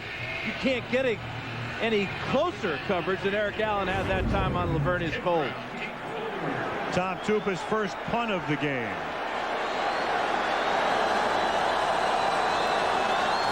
Tupa outstanding at dropping them inside the 20. Tries to do it here. And the fair catch is made by Tim Brown to the 16.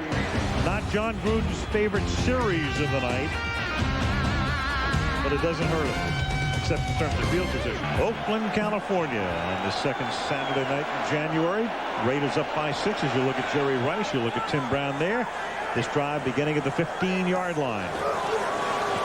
And Gannon stepping up in the pocket, throws underneath, and having to fall down to make the catch was James Jett, who's been around a long time, 9th year, but relegated to a reserve role. Jerry Rice, meanwhile, I would say, ending his career, but who knows the way he is going. Just phenomenal numbers, obviously. He's lapped the field, and not only in the regular season, but in career playoff marks as well. As you can see, holds the significant records in postseason as well as regular season. As Garner takes it up to the 24-yard line, a little short of the first down. Charlie Garner's got such great feet. I mean, he was crushed there, but his feet never stopped. In fact, they went in reverse, and he backed up for 2 or 3 yards after the big hit. Watch as he hits off the right side of the Jets defense here. He'll get hit, and then because he doesn't stop his feet, he just puts him in reverse. Now 3rd down and 1. Wheatley in the game. Little toss back to Wheatley. Gets around the corner, picks up the first down. 20 more to the 40. And when you play a team 6 days apart, as these two teams are playing, that is an example of what you do to change the game plan. They come in with the heavy look of running the power up the middle. They fake it to Crockett, flip it outside. The Jets were caught thinking that it was going to be power up inside. That is game planning on the second game in a short period of time. And the big man gets the ball into the safe house of the outside arm. Nice attention to detail. 16-yard pickup from the 40-yard line on first down. Gannon rifles it over the middle, and that's into the arms of Charlie Garner for a first down to the 43-yard line. You know, not only can Charlie Garner put his legs in reverse, he can roll down the field. As he catches this ball, the ball will force him to the ground, but the whistle doesn't blow. So what do? Just keep rolling. 1, 2, 3, get touched there. That's 5 yards. He averages 4.5 a roll. That's regular for him. Garner 66 on the ground, 27 more in receptions. 1st and 10 up at the 43-yard line of the Jets. Garner again. Fights for a couple to the 41-yard line. A reminder, the week after the Super Bowl, the following Saturday, will be in Honolulu at Aloha Stadium, where the AFC takes on the NFC in the Pro Bowl game, which begins at 4:30 Eastern, 1:30 Pacific, and 11:30 in the morning in the islands on the 9th of February. John, that's one place John Gruden doesn't want to wind up, because the staff that coaches the Pro Bowl team is the staff that loses the conference championship game. That's where he was last. Yes, he was. 2nd and 7. And Gannon airing it out, and Brown tries to get free and can't. And Brown is exorcised because he thought Aaron Glenn was hand-holding. They were certainly battling going down the field. Glenn is 31. Brown is 81. Watch the hands going back and forth. Brown tries to push off. Glenn tries to hold.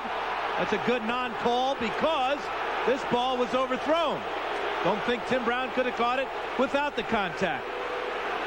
Yeah, but if it's thrown, if it's not overthrown, is that enough for a call? It looks iffy, huh? I think those two guys would have to talk about it in this fracture. 3rd down and 7 from the 40-yard line. Jets come on the blitz. Raiders pick it up beautifully, but then Gannon sidearms it and has it knocked down. That's a huge play for the Jets. Not able to get the sacks on Gannon last week, but they did knock down 3 of his passes. This is a huge play on a 3rd down that keeps the Raiders out of field goal range and forces this punt. Watch Gannon with the sidearm. Rick Lyle, number 95, with his right arm, gets up in the air and foils that pass. Lyle in for the flu-like Abraham. Shane Leckler to punt. Santana Moss back to receive, and the kick goes into the end zone for a touchback. Jets will take it at the 20 with 2:39 remaining in the 3rd quarter. 16-10 Oakland. 10. And a little toss back to Curtis Martin, who picks up 3, and he's out of bounds at the 23. Dan, let's check out the QBs tonight, how they stack up. Rich Gannon has cooled off just a little bit. Testaverde got hot on that last drive when he hit 3 passes in a row, or 2 drives ago. And, of course, the 17-yarder to Wayne Corbett for the touchdown. It has made this game a lot more interesting. The defenses are settling in more now. We've had a couple of punts, and now the Jets are trying to long drive from their own 20. Second down and 6 at the 24-yard line. And that is caught by Coles. Beautiful play. Working to the outside. And Coles is out of bounds at the 44-yard line. Let's go down to the field. Check in with Melissa. 20 yards. Allen, injury update on Raiders cornerback Eric Allen. He is experiencing cramps in his left calf. He's going in and out of the game so they can work on it. So it's clearly affecting him. And Torrey James is the guy who keeps coming in and out with him. And he was covering Coles on that last play. Now Allen comes back in for this play.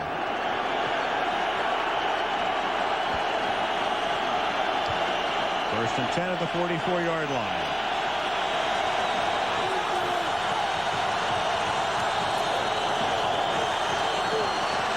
Benny to the outside to Anderson. And Anderson, is the ball alive? No whistle. It was. Fumble. Raiders recover it. Grady Jackson.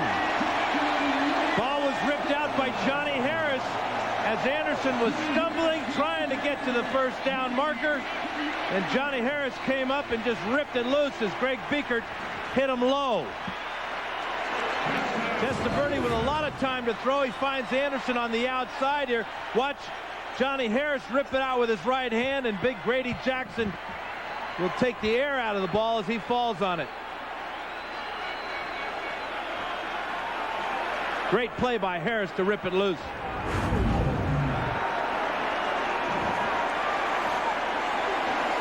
Second Jet turnover tonight. Oakland has none. And as Garner takes the ball up to the 49, that means in the last 2 games, 5 Jet turnovers, none for Oakland. And you remember that this team, the Jets, led the NFL in turnover ratio at a +18. So uncharacteristic of the Jets to have these turnovers last 2 games against the Raiders. And yet they won last week, and they are still hanging in here. Amazing. Second down and 6. They won 2 games during the regular season, -3 in turnovers. The other was against Carolina. And that's Rice on a slant. Jerry Rice to the 3. You don't tomahawk chop a ball out from Jerry Rice from behind. See that cover up. 47 yards. And a classic Jerry Rice post pattern. Gets to the inside at full speed off the line of scrimmage, and an extra gear to get inside the 5-yard line. His 24th playoff game of this great career, and please, Jerry, whatever you do, don't retire. On first and goal, Charlie Garner to the 1.5-yard line. Forget retire. He's going to renegotiate. He'll go to Canton, but I think he's a long way from Canton. Jerry Rice at the end of the 3rd quarter. Raiders knocking on the door. Up by 6. Back to Oakland after this from our ABC station. Goes on vacation next week. The other prepares for action next weekend. Herman Edwards would go to Pittsburgh. John Gruden would go to New England as we start the 4th quarter. The Raiders up by 6 and threatening as they have it second down and goal at the 2-yard line. John Ritchie and Zach Crockett are the running backs. Crockett the tailback, Crockett with the ball, Crockett with a touchdown.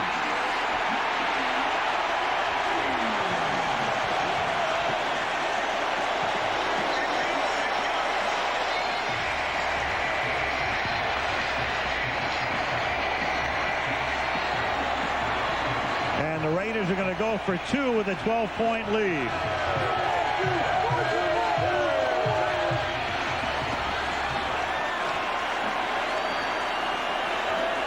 Give added rest to Seb Janko's cellulitis-addled foot. And a smart move by John Gruden. Oh, that's what I meant to say. Good math. 2-point conversion. They'll try it on the ground. They get it. Garner. Charlie Garner, the deuce to make it a 14-point game. During the regular season, Zach Crockett scored 6 touchdowns. Al talked about how he is the short yardage specialist. Well, he's 6'2", 240 pounds, going behind a twin in John Ritchie, about the same size, and that's about as easy as you're going to get in for Zach Crockett. Well, I talk about easy. Here he is over the right side one more time, and then Garner will get the 2-pointer. Watch how easy this one is. The Jets standing straight up. They're looking tired. That defense just not strong enough to overcome the turnover by Richie Anderson. Yeah, the air just might have gone out of the Jets' mindset there. Johnny Harris made the strip. Richie Anderson, of course, with the fumble. And, you know, we're always talking about turnovers, advantages and disadvantages. Since the playoffs went to this format in 1990, road teams with a disadvantage in that department are 3 and 58. Well, it's that old thing about if you lose the game, you're done. So if you make a play that might cost your team the game, it affects you even that much more. Everything is magnified in the playoffs, but nothing is more magnified than those turnovers. And that was the case here because the Raiders got away with it last week with the 3 turnovers, but tonight, that one in particular, extremely costly as the kick is fielded up at the 14-yard line. And bringing it back up to the 37-yard line is Chad Morton. Come on, hot man. Jerry, you are unbelievable. No other way to put it. Whatever that is, send some up here. It said Ponce de Leon something on it. Man. Well, their stock just went through the roof, whatever that was. Yeah. You don't think it was smokeless tobacco, do you? No. No. Redman at the 36-yard line, first down. Here's Coles. He's going to go back the other way. And all that for a gain of about a yard or so, up to the 37, tackled by Grady Jackson. Not exactly the way you draw it up, but the thought about getting the ball in Cole's hands is a good idea for the Jets. Right now, he has the ability and the speed to break a big one, but I don't think the Jets have to worry about that right now. A lot of time here. Fourth quarter just started. Just down by 2 touchdowns. Good field position to start this drive. Chuck Bresnahan, the Raider defensive coordinator.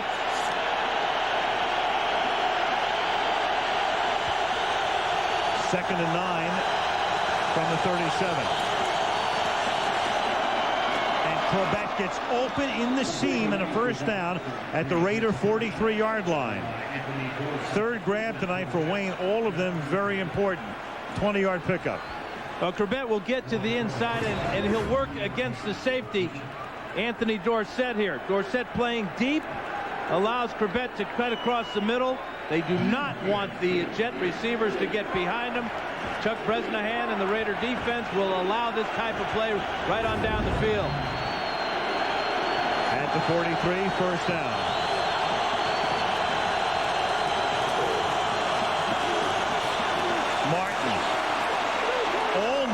Broke it, comes close to picking up a first down before Charles Woodson.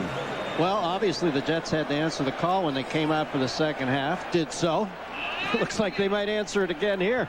Curtis Martin is so patient. Watch as he just bides his time behind Kerry Jenkins and Richie Anderson. This is a beautiful tackle by Woodson because this is big yardage if Woodson doesn't dive out here to make this tackle.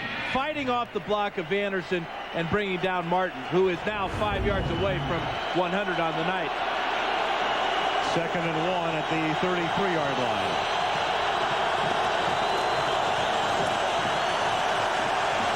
Benny just throws it away. Nothing happening downfield. Figured to take a little free shot on second and short. Boy, there could be an argument for intentional grounding because Vinny was not out of the tight end area, and as he threw the ball, he kept walking. Did you notice that? He was walking towards the tackle box or the tight end box. Watch Vinny throw this ball away, and then he'll just kind of stroll on over there to make sure that Dick Hantak thought he might have been legal. Well, what possible rationalization could Hantak have for not calling that? Then he got away with it. 3rd and 1. Lamont Jordan is the running back. He gets the ball. He gets the first down. Good hard running. And I guess if you're looking ahead to someday a successor to Curtis Martin, Jordan looks like he might be able to fill the bill. So it's a first down at the 27-yard line. ESPN with NFL primetime. That's coming your way at midnight tonight, Eastern Time, 9 o'clock Pacific. This is really an impressive drive by the Jets, showing what why they're 7-1 on the road this year. They go behind. They have a big turnover. They get behind by 14, but they answer the bell right back. At the 27 now, first down. Martin back in the game. Corbett in motion. Swing it out to Curtis. Woodson takes him down at about the 24-yard line.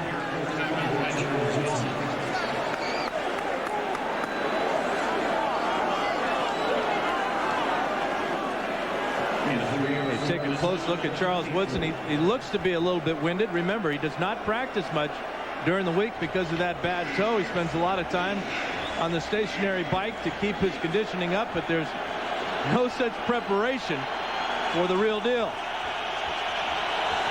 2nd down and 7 at the 24-yard line.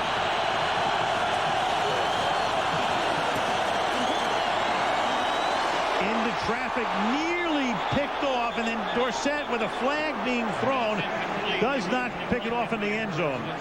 Woodson down on the turf. The pass was intended for Santana Moss, the Jets' #1 draft choice, who's missed most of the season with a knee injury. Pass interference. Defense, number 24.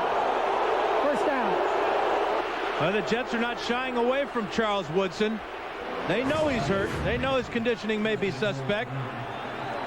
Here's Santana Moss, the rookie, trying to get free from Woodson. Woodson just shoves him. Boy, that's a tough call on Charles Woodson. Vinny with a lob shot over the middle. Lucky that Johnny Harris didn't just reach up and pick that off. Johnny Harris gave him a shot too, but Santana Moss draws the penalty, and that gives the Jets a 1st and goal at the 9-yard line as they try to climb back into it. Jets penalty free tonight. On 1st and goal, Testaverde lofts it into the back of the end zone, intended for the tight end Anthony Beck, a guy he looks for in the red zone, and it's incomplete with Harris covering on the play. Anthony Beck has 5 touchdown catches on the year, and all 5 of them have come from this part of the field. The lob to the back because Beck is 6'5". Johnny Harris with perfect coverage. Smothered him. Johnny Harris had a heck of a night. Pulled that fumble out earlier in the half. Great coverage there. Certainly has.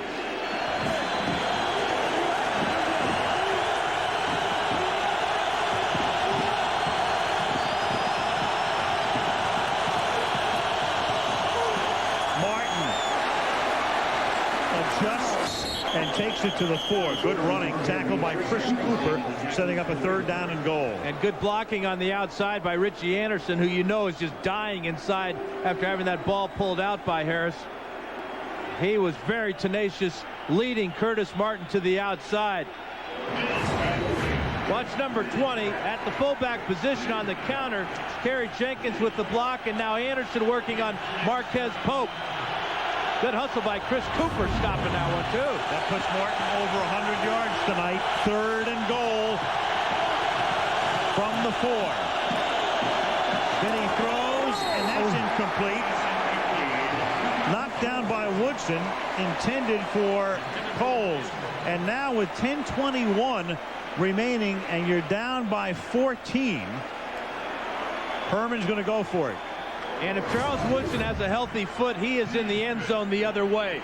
Watch him break on this ball. Just an instant sooner, he catches that ball easily and scores.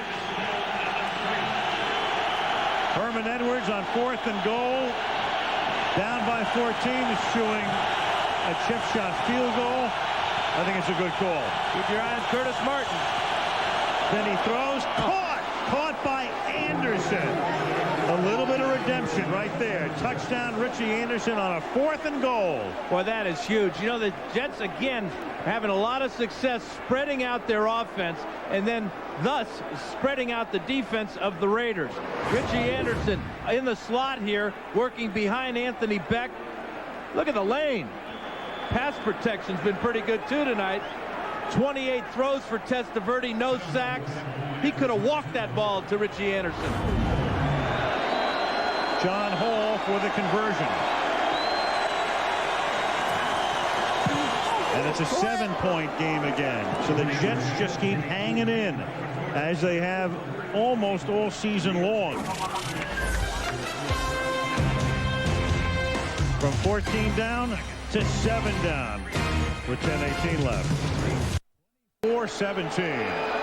Oakland has the lead after the Jets draw to within 7, and John Hall sends a bouncing ball down to Randy Jordan. And Randy gets run out of bounds into the Oakland bench at the 32-yard line. Herman's gang. 7. A little bit more than 10 minutes to play from the 32-yard line. And they begin with Garner behind Richie, turning it upfield and fighting his way across the 35 to the 36-yard line. Well, Jerry Rice is playing in his 24th playoff game in his great career. 23 with the Niners. He got the Raiders started off early in the first quarter. That 26-yarder followed by this 29-yarder. And then when the Raiders needed it most, he takes the skinny post down to the 3-yard line. That led to a 14-point lead. 7 catches tonight for Jerry Rice. 7 for 141. Not since Cliff Branch in 74 as a Raider receiver gained that much yardage. 27 seasons ago. Gannon throws. Caught over the run. Over the middle on the run by Jerry Rice. And his 8th grab of the night is another first down to the 44-yard line. He's been averaging 21 yards per catch, and that one is good for 21. Hey, how long is it before Jerry Rice catches a pass in this league on somebody who wasn't born when he started in the league? There he is in the slot. The quick step to the outside gets him away from Marcus Coleman, and Gannon again is right on target. Rice does not have to break stride to make the catch and make yardage. First down, Raiders now from the 44-yard line. Gannon to the outside, and a great open field tackle made on James Jett by Aaron Glenn. Huge stop, of course, here for the Jets. Clock ticking down, coming off that imperative touchdown drive. And the Jets have to stop him here. And the one thing the Raiders have had trouble with in their 3-game losing streak is finishing games. They have not found a way to put their opponent away. This drive is exactly what they need. And that pass that was errant, intended for Roland Williams, would have in effect ended the game in the Raiders' favor last week. 2nd down and 8. The handoff going to Terry Kirby as they go to Kirby coming out of the backfield, and he goes nowhere. Rick Lyle makes the stop. Well, you got to wonder about the choice, not so much of the play, but of the player for Gruden. Garner's having a great night. Wheatley looks sharp, and Terry Kirby gets his first carry.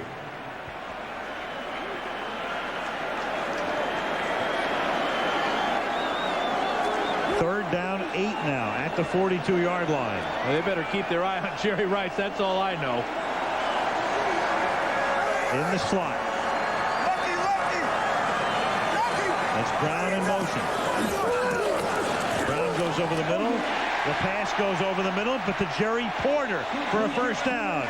So they go to the number 3 receiver for a big 3rd and 8 conversion of 20 yards. And that's what happens when you keep too many eyes on Jerry Rice. Well, and Jerry Porter is the heir apparent to Rice. He's got great ability, good size and speed, sure hands on that one, making the tough catch over the middle. Gruden said the nice thing about him is he's able to play the 3rd receiver out of either side, you know, Brown's spot or Rice's spot. For a young guy, that's pretty astute. Tyrone Wheatley is the eye back. He gets the football. Gets one to the 21-yard line. Well, what that catch did is it put the Raiders in field goal position. A field goal here puts them up by 10. and in great position to win this playoff game. Offensive production for each team tonight. The Raiders over 400 yards.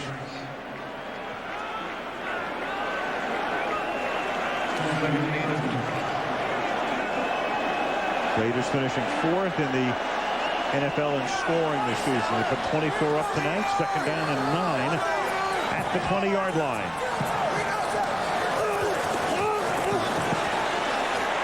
Gannon to the end zone to Rice. Wow. Off the charts.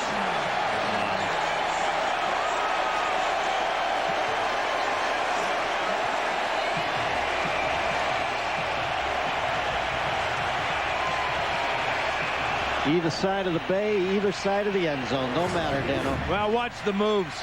Nobody does it better. A little fake there. Got him free from the bump by Aaron Glenn. And now Damian Robinson, 22, is too late to get over there. And Rice says, hey, that was easy. I do it all the time. 21-yard touchdown reception. Janikowski for the point after. Rice becoming the oldest man ever to score a postseason touchdown. Just the best. Simply the best. 190 in 1968. Jerry Rice tonight with 183. Biletnikoff did it against the Jets in New York. Rice 7 yards shy tonight after that touchdown grab. Santana Moss to run it back. And he runs into a wall up at the 25-yard line. Rice has got to get bumped by Aaron Glenn on this coverage. It's too deep. And to give the safety Robinson any shot at all at covering Rice in the end zone like that, Glenn's got to knock him off his stride. But how do you knock off Jerry Rice? You don't. And it's not like a guy like Rice needs any help, but Gannon has been completely dialed in all night to begin with. 1st and 10 for the Jets. Down by 2 scores again. With only 5:45 left on the clock. From the 25-yard line. Testaverde for Corbett. Can't make the catch. But 2 flags come in. They're going to get Charles Woodson for impeding the progress of Corbett down the field with his arm. They call it the arm bar, where Woodson will put out his right hand and keep Corbett from getting to this ball. Interference, defense number 37, 1st down. Johnny Harris. I can't believe it's Johnny Harris. Maybe it's Lester Hayes. Check the hands. It's Charles Woodson right here. That's the arm bar. Watch that right hand. That holds Corbett back, and still Wayne almost makes a one-handed grab. Hey, Lester Hayes and Fred the Biletnikoff hugged each other once in the early 80s. They still haven't pried them apart. Eric Allen, who had gone back to the locker room, is back in the game after the 26-yard penalty. 1st down New York at the 49-yard line. As Vinny guns one, and that's caught at the 30-yard line by Santana Moss, the rookie out of Miami. Suffered a knee injury early in training camp and just made his way back about 6 weeks ago. Right, you go back to pass protection. Vinny's had it all night long. 29 throws, 0 sacks, very little pressure out of the Raider defensive line. This Jet offensive line only allowed 19 sacks all year. That was number 2 in the NFL. 1st down Jets at the 29-yard line. Ticking down to 5 minutes left in the 4th. To Martin. Gain of about 4 to the 26-yard line. You got to like the indomitable feeling that Herman Edwards has instilled in these Jets, too. I mean, they really are resilient. Yeah, there's no problem with the offense tonight, but the defense, they look tired on that last drive. No pressure on Gannon, and the secondary just looked a little leg heavy. 2nd and 6 now at the 25-yard line. 4.5 to play. Raiders come on the blitz. Then he's stepping up. But down he goes anyway at the 28-yard line. It will be recorded as a blitz, as a sack. Roderick Coleman and Grady Jackson were both there. Greg Biekert had 3 sacks during the season. Looks like Vinny might be hurt, dragging his right arm. Biekert gets picked up there by Richie Anderson, but doesn't stop. Keeps after Vinny. Now we got to check him out as he goes down right here. He is shaken because the Jets have taken a timeout. Big Grady Jackson will shake you. He will. If you don't take a timeout, he's got to come out of the game. And they don't want to do that right now because they have a 3rd down and long coming up. The critical play of the game for the Jets right here. Chad Pennington is the backup, and I guess the would-be successor at some point. Second-year quarterback out of Marshall, but you don't want to put him in this situation. And if you put him in McEnroe's chair right now, he'd be off the charts. Heart rate. So they have to use a timeout to buy time for Vinny to regroup. And here he comes now on 3rd down and 8 from the 28-yard line.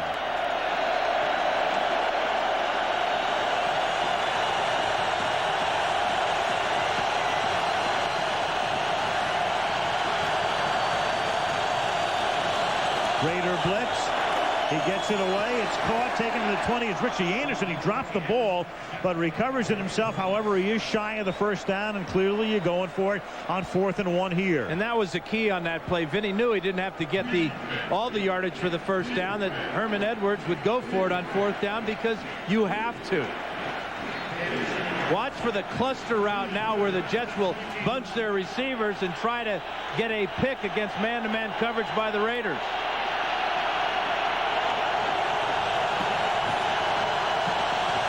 Fourth and 1.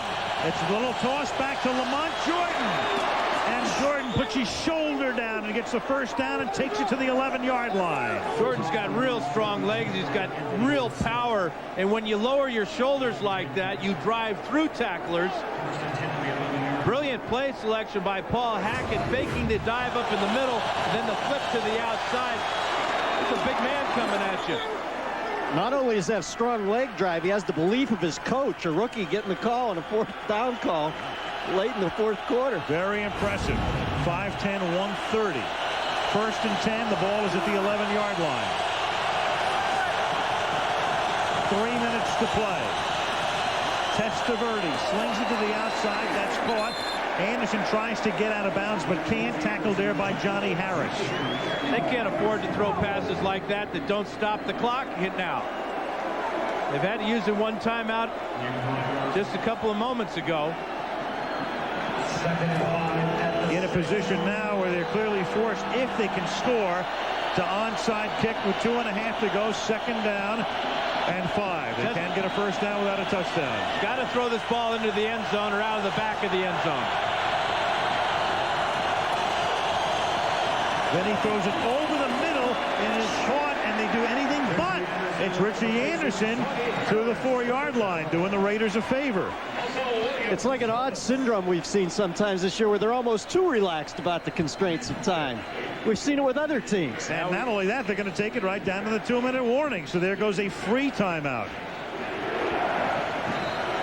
2-minute warning. Still trying to get into the end zone. Down by 14 in Oakland. Special teams coach, but right now it's the Jets trying to get into the end zone. Then an onside kick recovery, and they'd have 2 timeouts. But first things first, it's 3rd down and 3 from the 4 at the 2-minute warning. Anderson is sent in motion. Testaverde throwing, and that's incomplete. And they still haven't tried to throw the ball into the end zone, intended for Corbett. And they're going after the best defensive back of the Raiders in Charles Woodson. I don't get the last 2 play calls. I certainly don't like the clock management. You got to throw the ball in the end zone here. You can't expect your receiver to catch the ball, break a tackle, and score. They can get a 1st down without a touchdown, but he's got to throw it into the end zone. Here, it's 4th down and 3. This is the same formation that Anderson scored on earlier. The cluster. Testaverde into the end zone for a touchdown to Corbett. Over the middle, just about the same spot where he had Anderson earlier for the touchdown. This time it's 80 instead of 20. Yeah, brilliant play call. You got to give it up to Paul Hackett because he brought Corbett in motion here behind the cluster. Anderson clears out to the outside. Corbett finds the hole as he's so good at. And again, the pass protection allows the touchdown pass.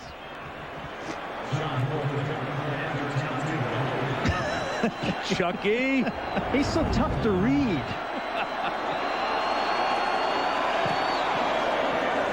Hall for the extra point. So there is Hackett making the play call there. Jets get in. Now they need an onside kick recovery.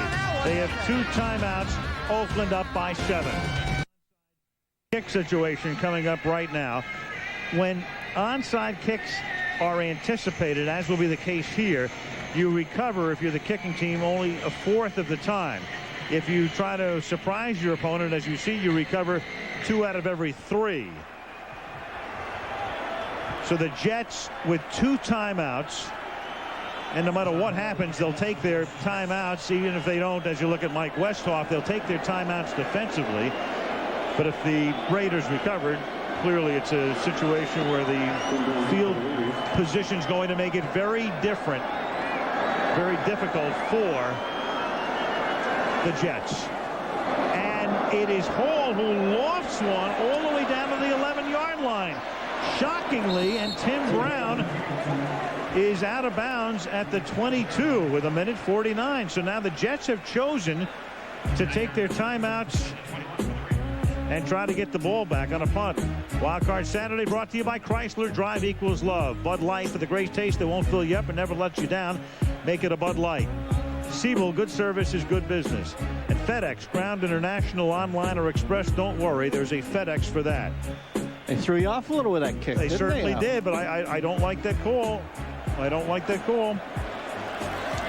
Field position is what Herman Edwards is thinking about. Yep. So they're going to take that. Obviously, the first thing they have to do is stop Oakland from getting a first down. They give it to Wheatley. Now the Jets will take a timeout. Okay, that's a $1:45. Then they can take a timeout after the next play.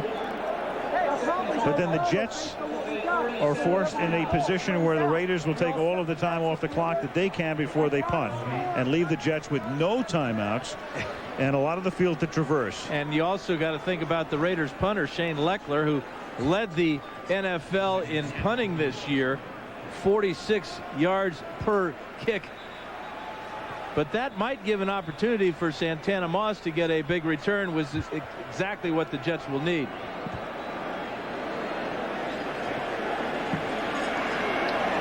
So second down, the final timeout now coming up after this play.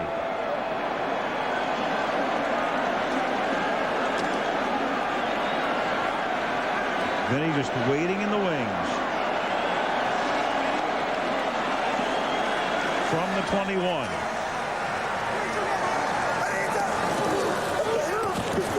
And the Jets do their job. The defense does. So that stops it with a $1:40.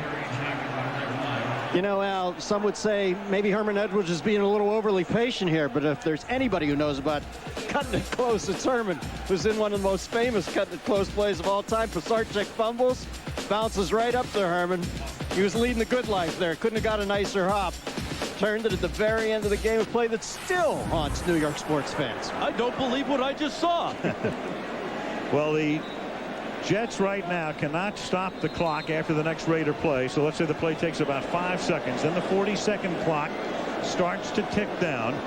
And it will be with under a minute that the Jets will get the ball back. When your quarterback's only missed 6 throws out of 29, Gruden's got to be tempted to throw this ball. But I think he's going to have to run it, take time off that clock. I agree. It must be so tempting, but he knows if he fails, the Jets could capitalize.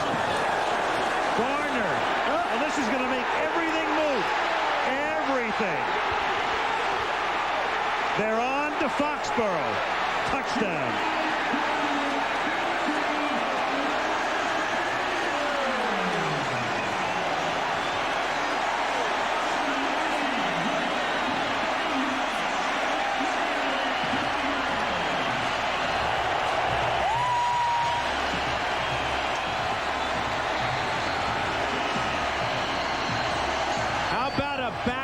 marker against the blitz. Herman Edwards decided to blitz the Raiders right up the middle, try to cause some type of turnover. The perfect call by John Gruden. The pitch to the outside. Garner goes 80, untouched. Janikowski for the point after. 80 on 3rd and 11. I got it.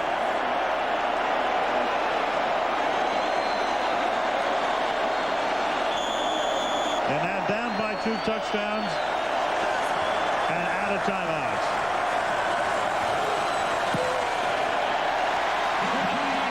In this game tonight, the two teams have combined to possess the ball 18 times, and on each instance, the offense has gotten across the 50-yard line. Watch the pressure up inside. The toss to the outside. See you later.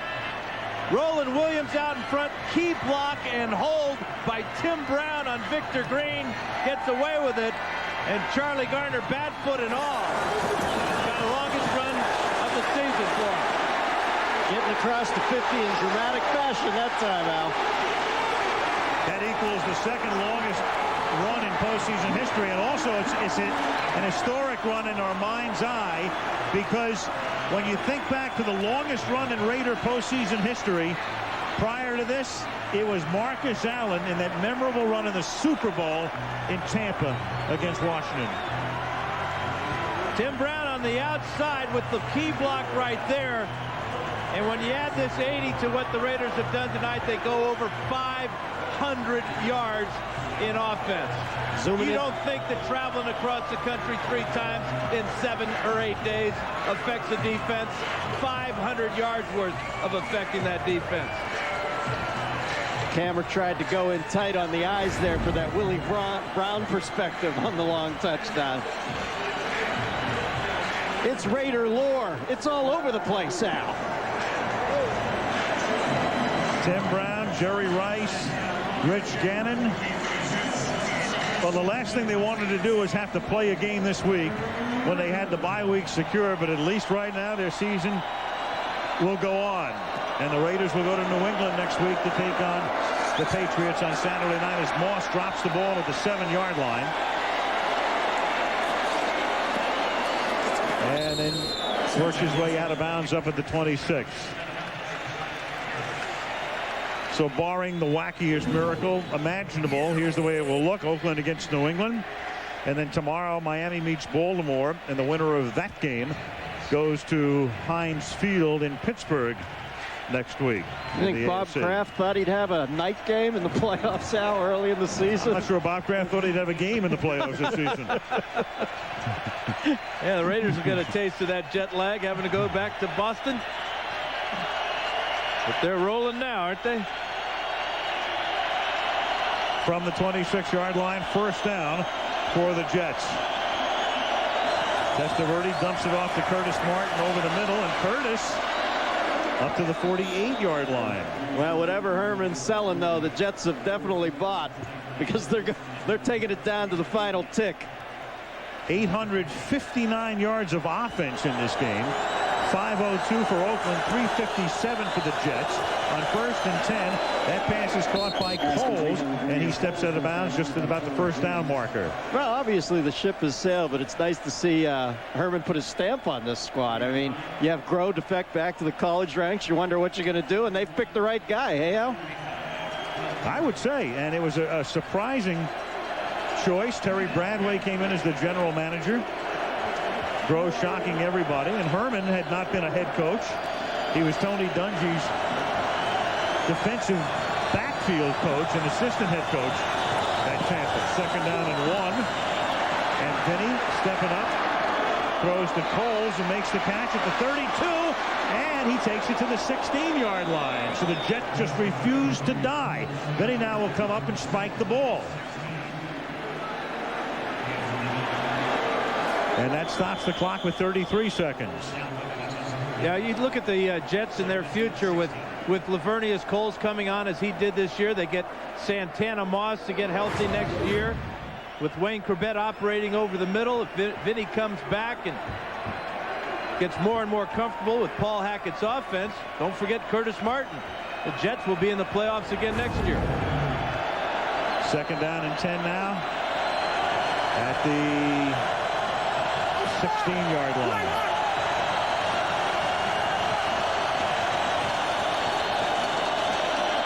Testaverde. That's caught.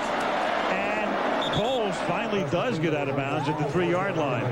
You know, goofily enough, it's better for the Jets right now that Garner scored the touchdown instead of picking up like 15 and getting the first down, because at least they got the ball back. King Albino. Well, every angle covered, huh? That is way outside the box. That thought, my friend. That is goofily. I like it, though. You're right. The game would be over right now. You're right. Playing every angle, baby. Market open, 6:30 Pacific time Monday. 1st and goal from the 2.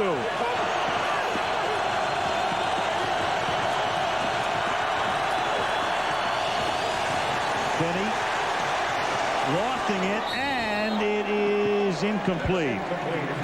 Intended for Kevin Swain in the end zone. Swain playing in his 700th consecutive game. I think he was in the XFL, the USFL, the European League. He played in that Harry Potter game of Quidditch. Arena League. This kid is working. He did. He actually played in the XFL, and he played in the Arena League for the New York entrant. And now the Jets.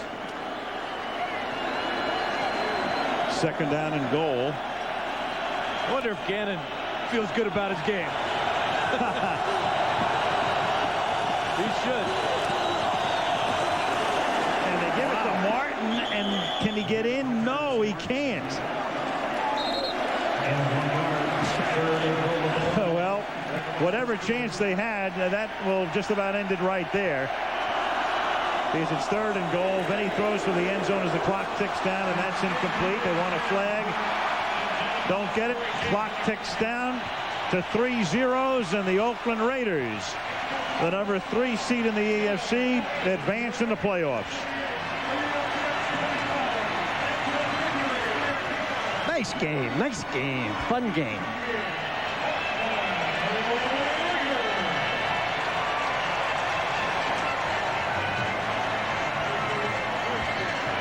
The magnificent Jerry Rice. John Gruden's still the youngest coach in the league at the age of 38, taking his team one more step.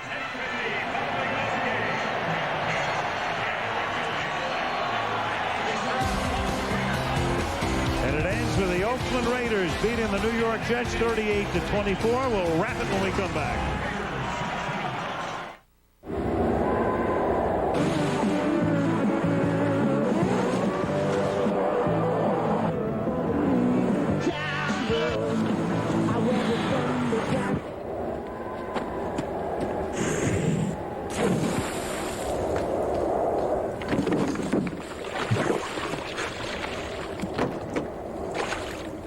Are you tough enough to drive a Tacoma?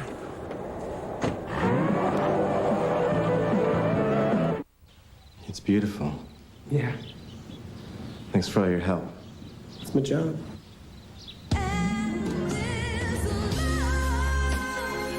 Wow. Honey, can we start now? Yes. Yes, we can. We know how you feel, and that's why we're here. Circuit City. We're with you. Sweetie. Yeah, just put that anywhere. If we're quiet, if we listen, we can hear houses breathe. Bad houses hate our warmth, our humanness. Stephen King's Rose Red, January 27th at 9/8 Central on ABC. Viewer discretion advised. Raiders win it, beat the Jets 38-24 to the field, and Melissa Stark. All right, Al, well, I've got the star of the game, Rich Gannon. Rich, you guys lost the 3 games coming into tonight. You were critical of the team, talking about the lack of discipline. Is this the type of response you were looking for? Well, I'll tell you what, we had a great week of work and preparation. I think our guys really played their best football tonight. I knew we were going to break out one of these weeks, and it just so happened against the Jets this week. John Gruden called you a perfectionist. You played near perfect tonight. What can you take from this performance into New England? Well, I think as an offense, the tempo was really the difference. We got off to a good start. Everybody played very, very well. Jerry, Timmy, Charlie. I mean, that was a total team effort. The offensive line had great protection. We just need to keep doing that the rest of the way. What about? Oh, thanks very much. Congratulations. Let's go over to Eric. Thanks, Melissa. Jerry looked like the Jerry Rice of old. Why, when it comes to playoff games, you seem to come out the best in Jerry Rice comes out? It's crunch time, man, and everything is on the line. This is the time of the year that we live for. You know, you go out, you play regular season, you fight hard to get yourself in position, and now it's playoff time, and I want to play my best football right now. You know, I'm happy to be a Raider. I'm having a great time, and I just want to continue moving on. Now, this team had looked like it lost some of its confidence. Do you think the team has its confidence back now? Well, it's do or die now. We got to come out every week, and we got to play hard-nosed football. We can't come out flat, and I think the intensity, it was there this week, the focus, and I think it showed today on the football field. Now, after this performance tonight, do you think that you will come back and play another year? I don't know. Right now, right now we're one step closer, and that's basically what I wanted to do. I wanted really just show my teammates, what this is all about. And I think I really came out and I showed my teammates that today. Now we got to get ready for the next game, the next battle, and I'm ready for it. Thanks, Jerry. Al? Eric, after that performance, he should come back for the next 10 years. 38-24, Oakland wins it. Now Michael saying goodnight from Oakland for our crew with a reminder that you can stay tuned now for your late local news on the West Coast. ABC's Saturday Night Movies, Celtic Pride. ABC Sports Online at ESPN.com, keyword Monday Night Football. And this has been a presentation of ABC Sports, continuing the tradition of excellence.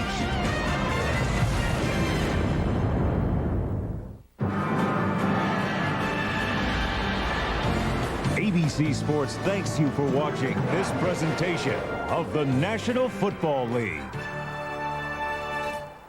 A chance to be on the U.S. Olympic team is on the line. Michelle Kwan, Sarah Hughes, Angela Nikodimov. The State Farm U.S. Figure Skating Championships Ladies Final Sunday on ABC. You want some of this? Come on. Come on, tough guy. Come on. Hey! Go faster, Frank. Go slower, Frank. Frank, take a shower first. Frank's on the Job, Wednesday, 9:30, 8:30 Central on ABC. Your discretion is advised.